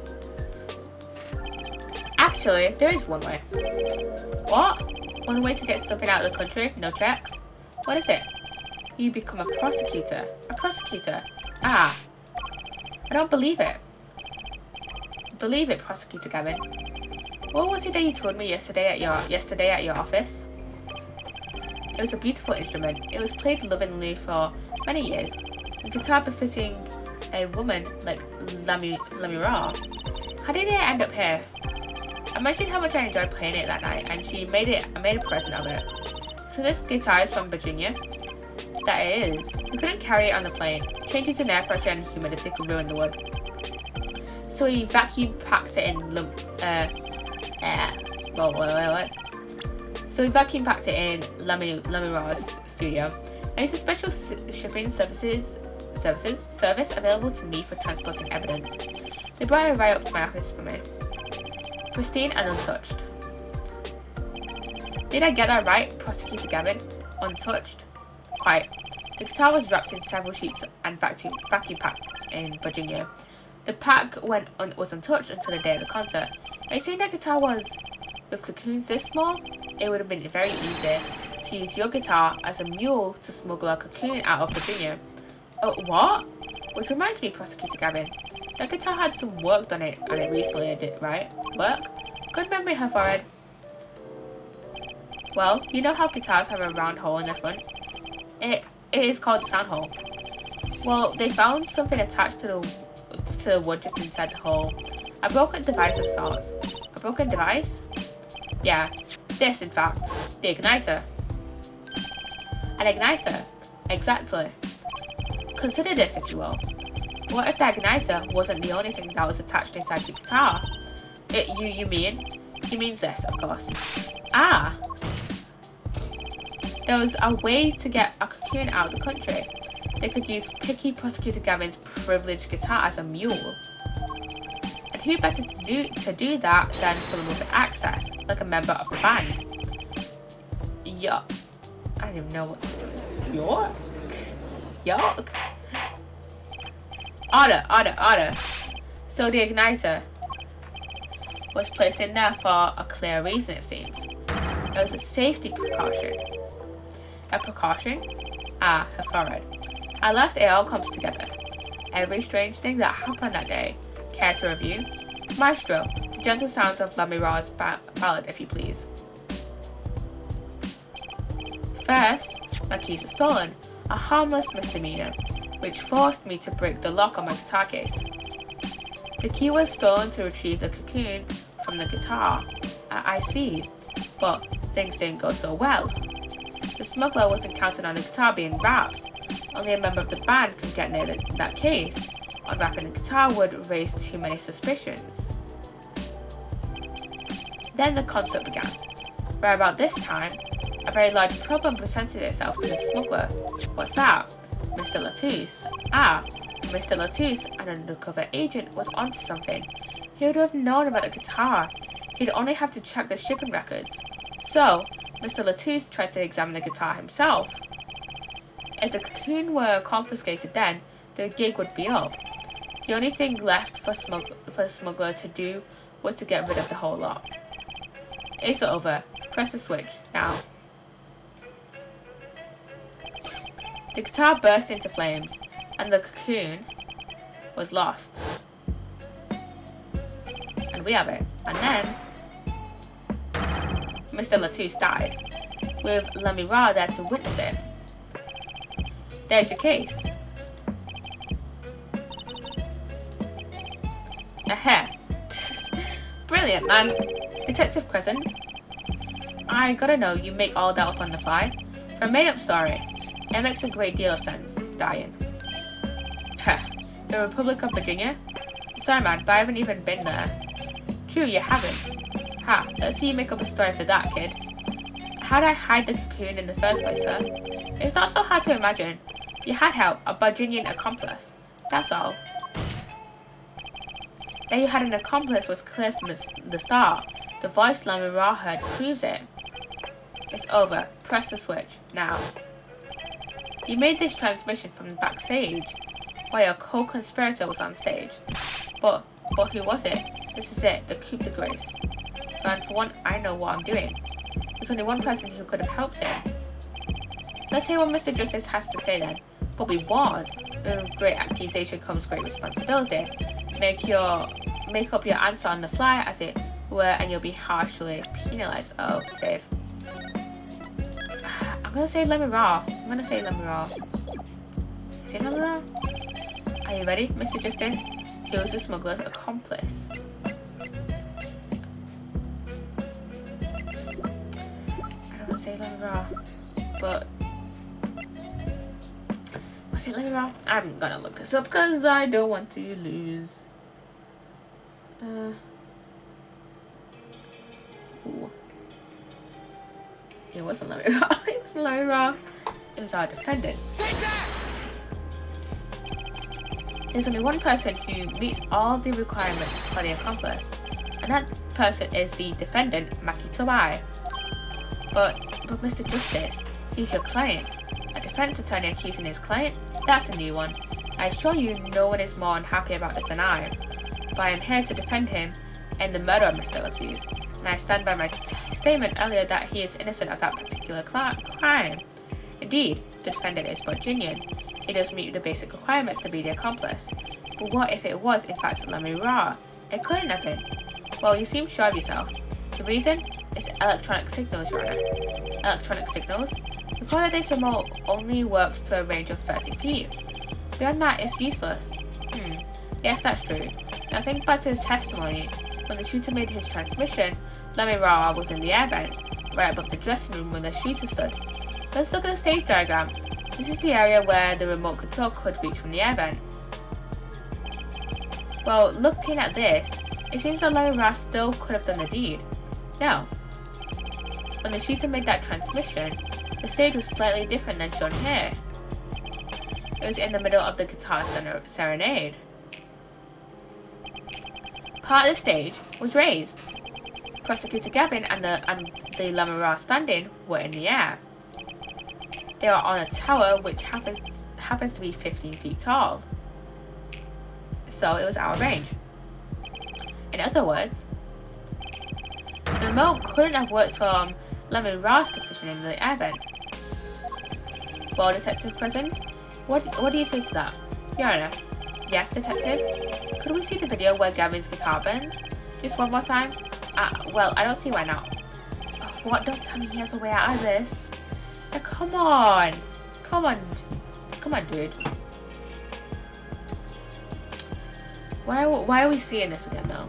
Also, Clavier, I will not shut up about how weird Clavier looks in this. He looks too saturated and desaturated at the same time. Like, his hair looks too desaturated, but his skin looks too saturated. Ahaha, too bad. So said Punk. Punk?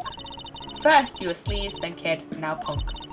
You're losing rank fast, Apollo. What exactly were we supposed to see in this video? The problem isn't in what we see, correct, Diane? Right, it's what you hear. We are musicians after all. Care to explain for us non-musicians? Sure thing, Punk. Let me get your yarn straight, sir, first. You're saying that I ordered the Wii pianist to set off the igniter? That right? Yes? Well, in order to do that, you'd have to press a switch. Am I right? Okay. We'll take another listen. Pay attention to the piano. I'm going to put on my effects and the music. Piano? Oh! We can't have the vocals, we can hear the music.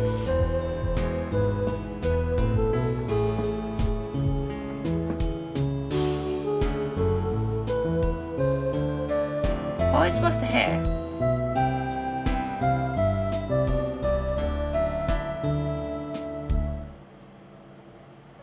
Hey, I'm gonna take the music down. Back down.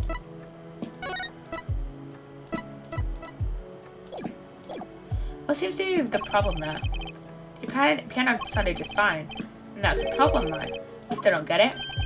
Ah. Yeah, how's he supposed to hit that switch if he's playing? We've got Miss Diva, the guitar, the bass, the piano, and the drums. The only one with her hands free was the diva, Lamiroir. But according to you, she couldn't have been the accomplice, could she? Ugh.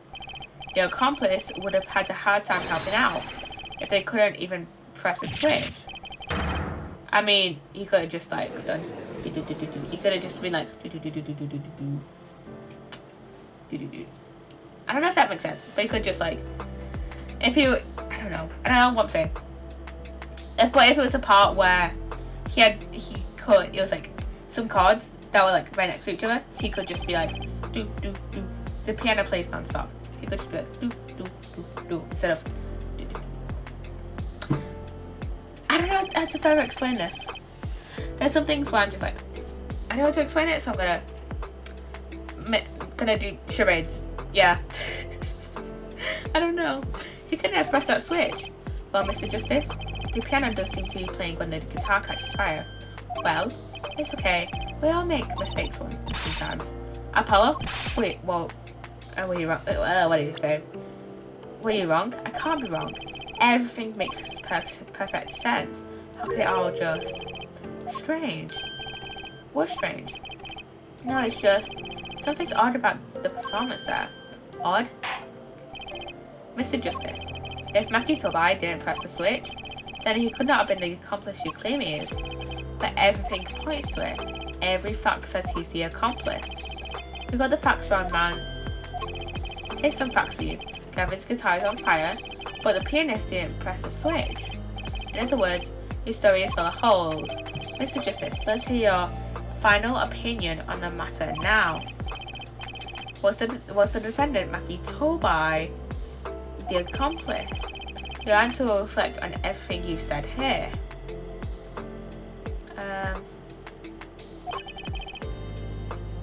Give it some thought.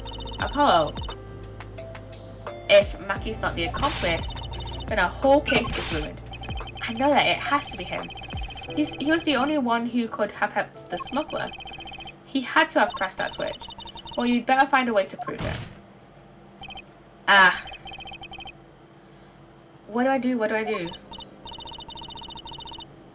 There has to be something that doesn't fit. Something's odd. Something odd. Wait a second. What? You thought of something? What was Gavin saying just now? Strange. You know what? Wait. Just pause my music. We'll go one more section of the mixing board. Strange. What's strange? No, it's just something's odd about the performance there. It's not much to go on, but it's all I got. What exactly did he hear that was odd? Have you come up with something, Mr. Justice? May I remind you that everything rests on this? Can you prove Maki Tobai pressed that switch? Let's hear your final answer. Can you prove that Maki Tobai pressed that switch? I can prove it. I don't know if you can call it this proof per se, but I can prove it was possible.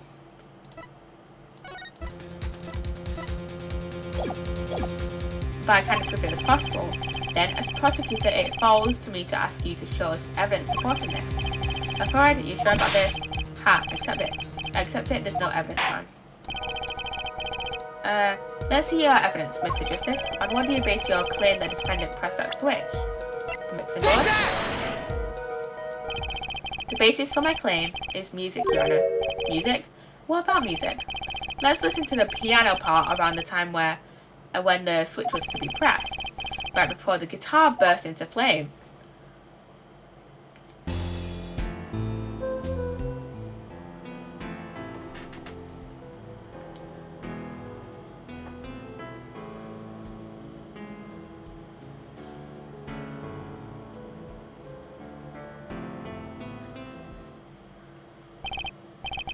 I hear piano being played. But doesn't it sound kind of simple? I think I know what you're suggesting. I think Maki could have played that part with one hand. One hand? He only needed one hand to press that switch. He could have played the piano with the other. Ha! What, so you're some kind of piano 7? Actually no. Then what do you know? You can't play a part like that with one hand. Maybe. I don't know what I'm talking about here. Wait, I know. Hey, Tuesday. Yeah, you got something? Mr. Wright, your father, he's a pianist. Could he... Oh, Daddy, he couldn't play a part like that even if he had 3 hands. So sorry. So sad for you. Yeah, Phoenix is a shit pianist. No, not really. Huh? That was just the easy way to prove it. It's always the hard way. Man, how are you going to prove whether he played with one hand or 2? You can't. I admit it will be rather difficult to prove, but it's highly likely he was playing with one hand. How do you know that? The clue is what Prosecutor Gavin described as sounded odd. What sounded odd? I bet we can tell by listening to a certain part of the song. No. It's no way. But it seems we've come to the moment of truth at last. Let's hear what Mr. Justice has to say for himself. Shows the part that proves the defendant was playing with one hand. Right before the guitar burst into flame, Maki was definitely playing one-handed just before the guitar caught fire, and one section of the song proves it. Okay.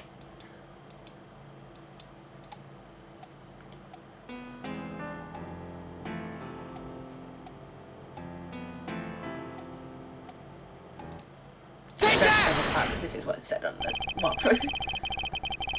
And let's turn this music down and the sound effects back down, and play the lo-fi again. Prosecutor Gavin, I'm sure you've realised by now just what it was that sounded odd to you, as I'm sure you've realised it yourself, Hafared. Realised what? I'll demonstrate. Let's listen to the part in question again, shall we? Pay particular attention to the butterfly melody phrase. Yeah, I've turned it down so you guys can't actually hear it. I love this case, but the mixing board sections are the worst part of it. I'm sorry, they're the worst. Man, how many times do you have to listen to the same thing? You're right, enough of that. Let's listen to another section, shall we? Another section. The guitar burst into flame at the end of the second verse.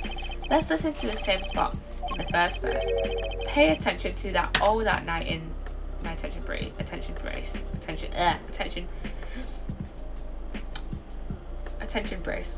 Like, in your brace. Oh, that night in your brace. That's the word. Yep. Play verse 2 again. Yeah, I hate these parts. I don't really like these mixing board parts, not gonna lie. But the rest of this case is pretty good. I quite like this case. There, did you hear that? Nope.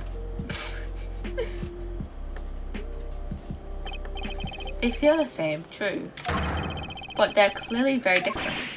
What? Well put, Your Honor.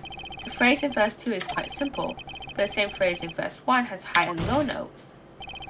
You'd have to use 2 hands to play that for sure. What's that proof? I think you'd know that by now. This is why I hate dealing with amateurs, man. So the 2 verses had 2 different arrangements. Happens all the time.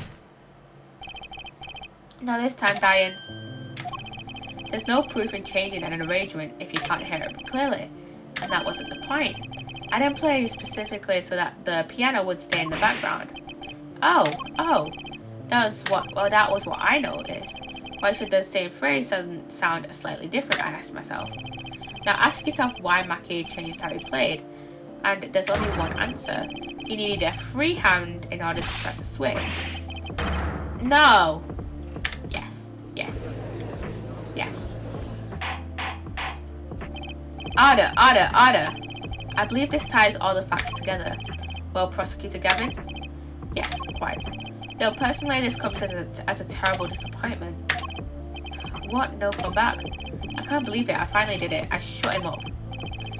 Very well. Barring an objection from the prosecution, I will now share the court's opinion on this matter. What? Good show, Sleeves. No, great show. It's not over. I don't like it when he looks so happy. You tell him, Gavin. Tell him what's so disappointing. Personally, I'm terribly disappointed. And you, her forehead. Huh? Me? Yes, don't get me wrong, your case is solid. The facts all check out, but even now, you have yet to show us a single piece of decisive evidence. Yeah, but the facts, anyone can see it was him. Unfortunately, anyone does not include the law.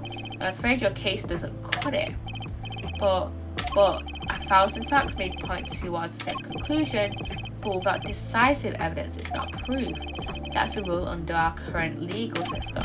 Oh, fuck you, man. Fuck this legal system, man. I don't believe it. It doesn't seem as though the defense has any more evidence to present. I think if he did, we already would have seen it a long ways back. It is unfortunate, but at present this court is unable to acknowledge the accusation. What? The truth is staring us all right in the face. But why can't they see it? What's the point of a legal system that protects criminals? Apollo, remember what Daddy said? It won't be easy proving he did it, especially not under the current court system. So what do? Like I said, good luck, and be aware that it will be impossible to prove his guilt by conventional methods. Every man has an igniter inside him. Find Diane's Crescent's igniter and set it off. Oh, did he mean literally? Oh, do I meant by every man's life igniter? I think he just meant a weak spot, no? The kind of thing that a single spark could turn into a wildfire of emotion. I won't be able to press him further by conventional means. I've got to find a weak spot in this guy. Something fatal. So, can I get back to work now, or what? It may look like I've got a lot of time on my hands, but I've got no more time to play pretend with this deadweight attorney. Well, Mr. Justice, we've come this far without decisive evidence. This witness won't be coming back to the stand once we let him go. Every man has an igniter. Huh? Didn't you say the better the guitar, the brighter it burns, Prosecutor Gavin? Ah yes, good guitars are kept dry, is why. That provides the best sound. Even a small spark could cause irreparable damage. Your plan has an igniter in it too, Detective.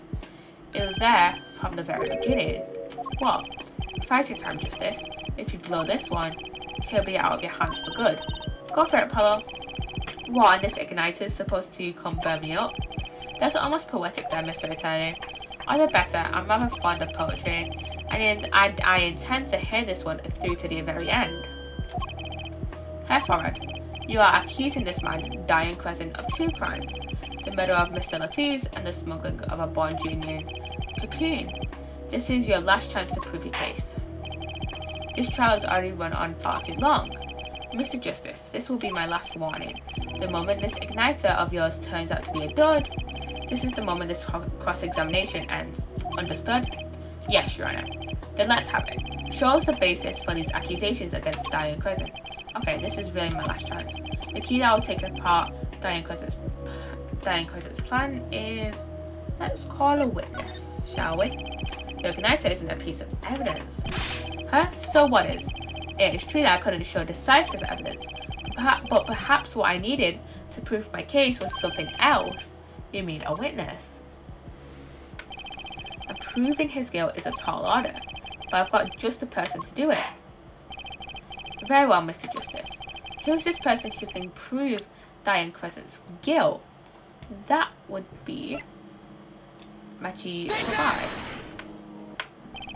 The one person who can prove Diane Crescent's guilt is the defendant, Machi Tobai. Your client, again. Machi Tobai was an accomplice to the cocoon smuggling plot. Without him, Diane Crescent could not have gotten the cocoon. Furthermore, he can easily prove that the one who plotted to smuggle that cocoon is the real criminal in this case. How so? It would require just one of the very cocoons Mr. Latouche was looking for. With the cooperation of the Republic of Virginia, we could burn a cocoon. The burnt cocoon would leave a particular residue. A residue we would no doubt also find inside the burnt out guitar. Aha, very scientific of you. Thus, if Machi Tobai acknowledges his agreement with Diane Crescent concerning the attempted smuggling of the Virginian cocoon, the case is solved. Diane's laughing again. Your unrelenting passion is remarkable. You really want to get me, don't you? Too bad you'll never be able to. Why not? The little key tickler won't acknowledge anything, especially not anything to do with cocoon smuggling. What's this all about? Taking a cocoon out of the country means death, by Virginian law. Yeah, see? If our pianist really was a smuggler, then testifying about it would be suicide. Believe me, he's not talking.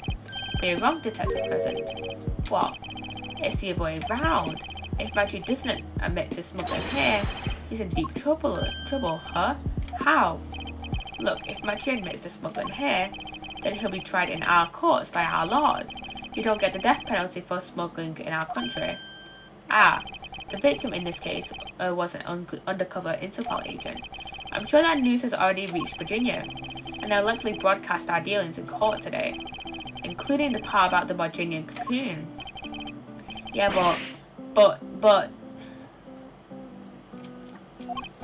if Machi doesn't admit to smuggling now, he'll eventually be picked up by the Virginian police. And it's not like he's in any danger in our court. We're not going to find him guilty of murder here, not now. Yeah, but you can't do this. You can't accuse me. Maybe the law doesn't allow it. But who's going to think you're really innocent after hearing this trial? The same goes for Machi Tobai. The cocoon smuggling your entire plan. Machi Tobai knows everything. There's only one way out of it for him, and that's to acknowledge his own crime. The crime of cocoon smuggling.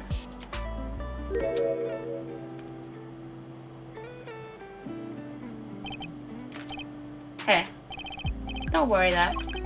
I'll get you out of the country. I'll set you up someplace. A hidden mansion? Real nice. You want a house made of cookies? Oh, no, a house made of pianos? Come on.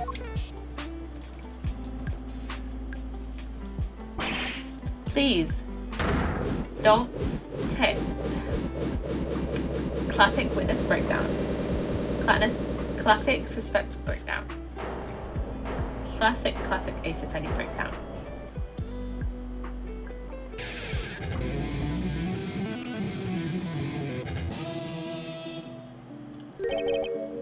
Diane, I consider that my last session with you. We rocked. I'm guessing we can treat that outburst as a confession. Huh? Uh-oh, he's laughing again. There's a kind of sick desperation in it now, though.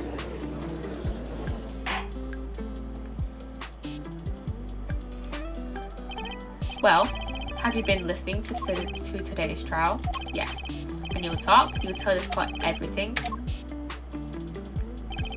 I didn't want it to turn out this way, but I'm not that kind of lawyer that can overlook a crime. Today's trial was all for your benefit, you know. I see no reason why you should hesitate now. I knew. From beginning, I knew. Machi. Situation, I cannot explain. But money, I needed. Very much money. Today's trial raises a delicate issue with our legal system.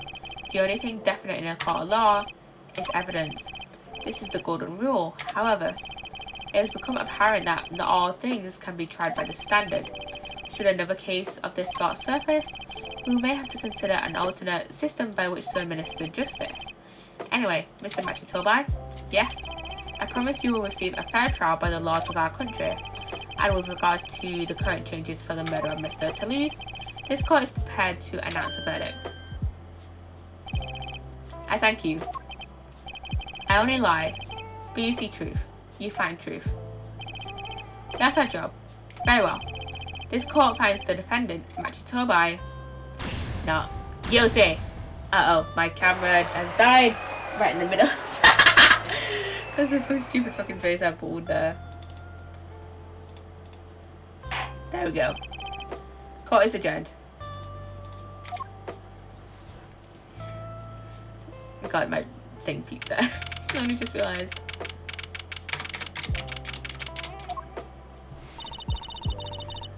I wonder what happened to Machi. Well, he did smuggle a cocoon out of Virginia, but I guess there'll be another trial here. All's well that ends well. Here he is, Nick. Daddy, I owe you both my thanks, and it's Lamiroir as well. Lamiroir? My, is something wrong? I'm sorry, Machi was your partner on stage, your friend. Yes, I thought of him as my own son. Even now I do, yeah. Something got a hold of him. Something evil, I see that. And he must pay for what he has done. Is that not how it should be? I'm still sorry. Do not be sorry. You've given me courage. Courage? I am considering an eye operation. It was my suggestion, actually. You mean you'll be able to see again? It's funny. I've always been afraid of the light. Light seems so harsh, so unforgiving. According to the doctor, Lamiroir lost her sight due to some kind of accident. An accident? As you know, I suffer from amnesia. I feared that if I could see, perhaps it would open my eyes to the truth I've been running from. I was scared. You know what changed her mind? Hearing your defense in there today. She could feel your gaze, unwavering, always looking straight to the truth. If the light returns to my eyes, I think I will take up painting. Painting? Spanky! Welcome on in. Welcome on in, Spanky. Thank you for the raid. Hello. Hello, everyone. Welcome on in.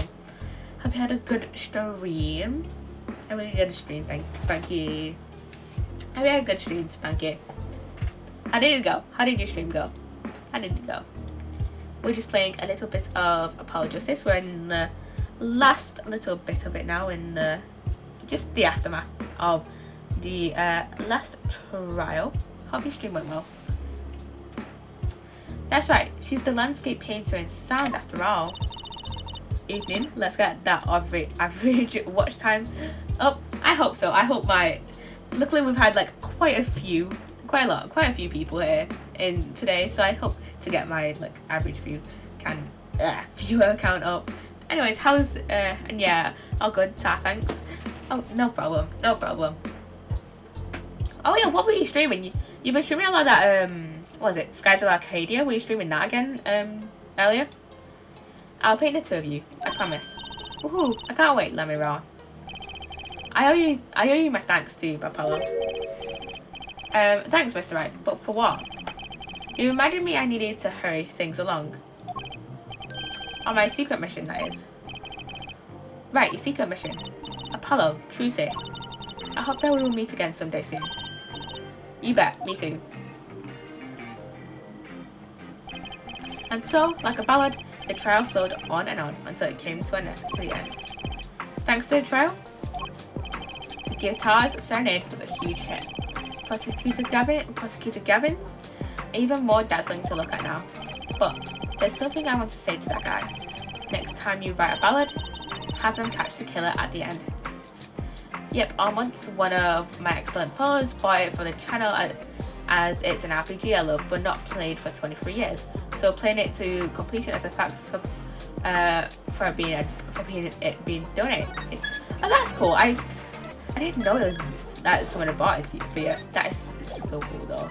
I've been like not to next episode with 10 seconds. I knew. That is so cool. That is like I've been kind of like popping in and out of your streams when you're playing it, and it looks like a very cool game. It looks like quite a cool game. Not gonna lie. I hope you've been like enjoying it though. I hope you've been enjoying Arcadia. It's cleared the dust off my own GameCube's old GameCube tool. Old GameCube too. That's good. That's good. I'm not gonna lie. Dash you. Amazed all the other stuff still works. Yeah, exactly. The game, because the GameCube is like fucking old, man. Like that's not even like when I don't think I even like growing up for me. Like I never even heard of it until I was like very much in depth into the internet. Like I think I first heard of the GameCube when I was like 13, 14. And that's only because I feel now. Welcome in, Scooby. Welcome in. Yeah, I never had a GameCube. I think the first console I ever played on was my dad's Xbox 360.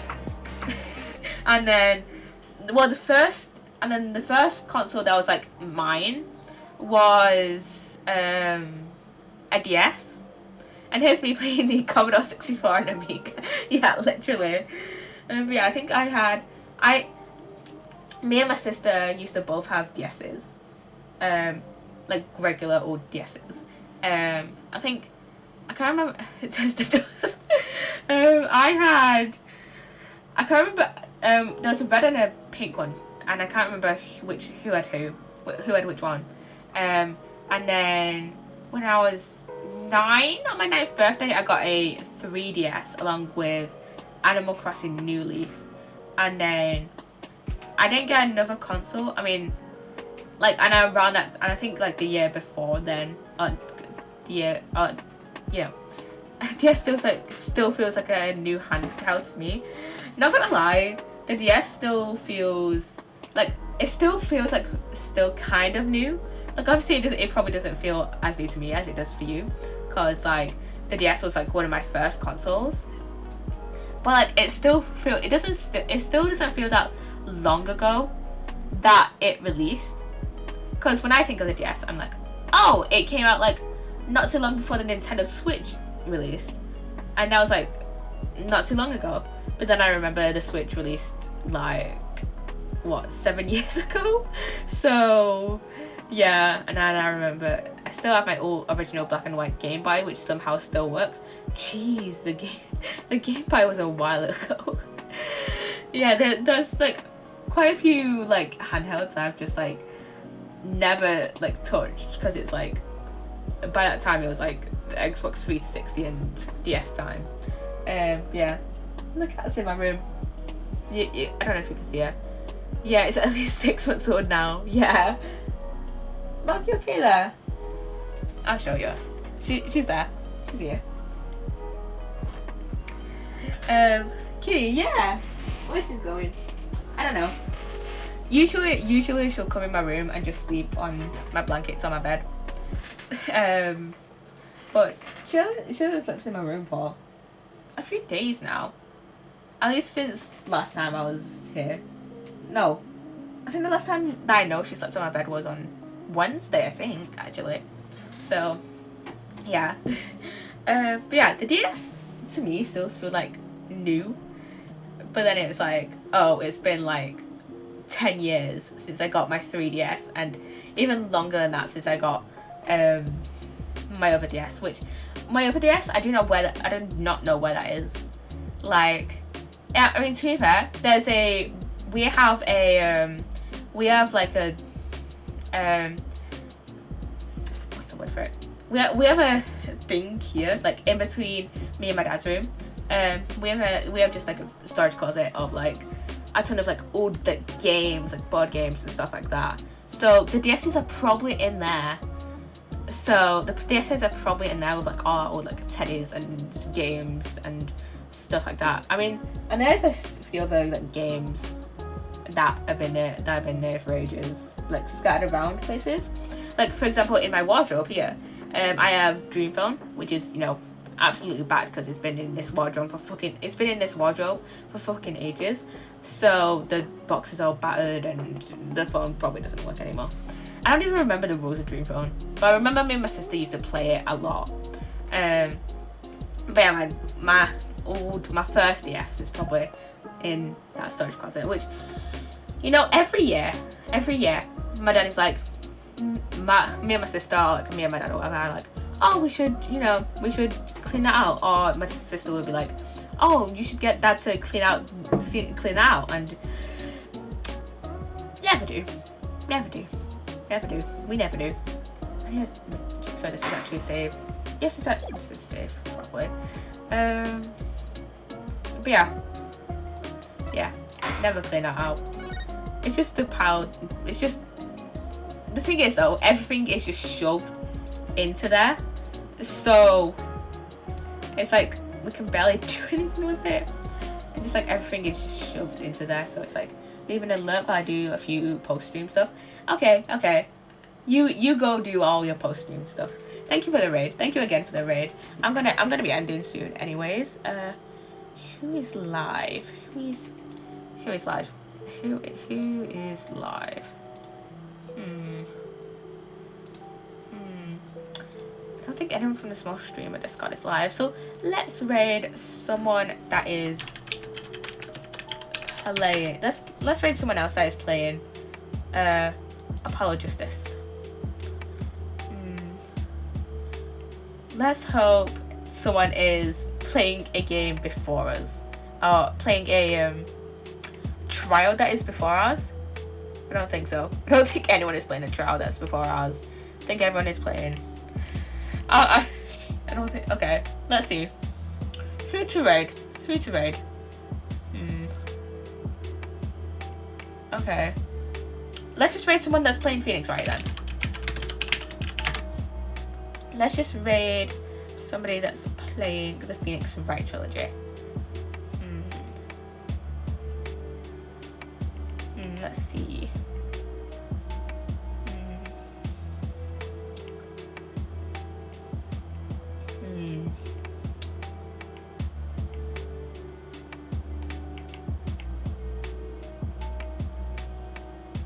I have no idea who to raid.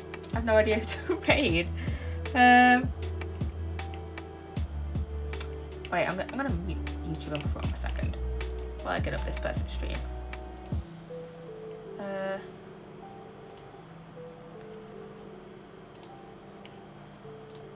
Ooh, let's raid this person. Let's raid a new person. Let's just raid Chromatic Clouds. Not that scene even. So I hope you've enjoyed this stream, guys. Let's go out and raid Chromatic Clouds. Hope you've enjoyed this stream.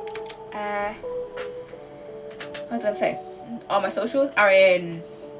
socials should be either in like top of my bio, I have a link tree, or in the panels in the About Me section. What was I gonna say?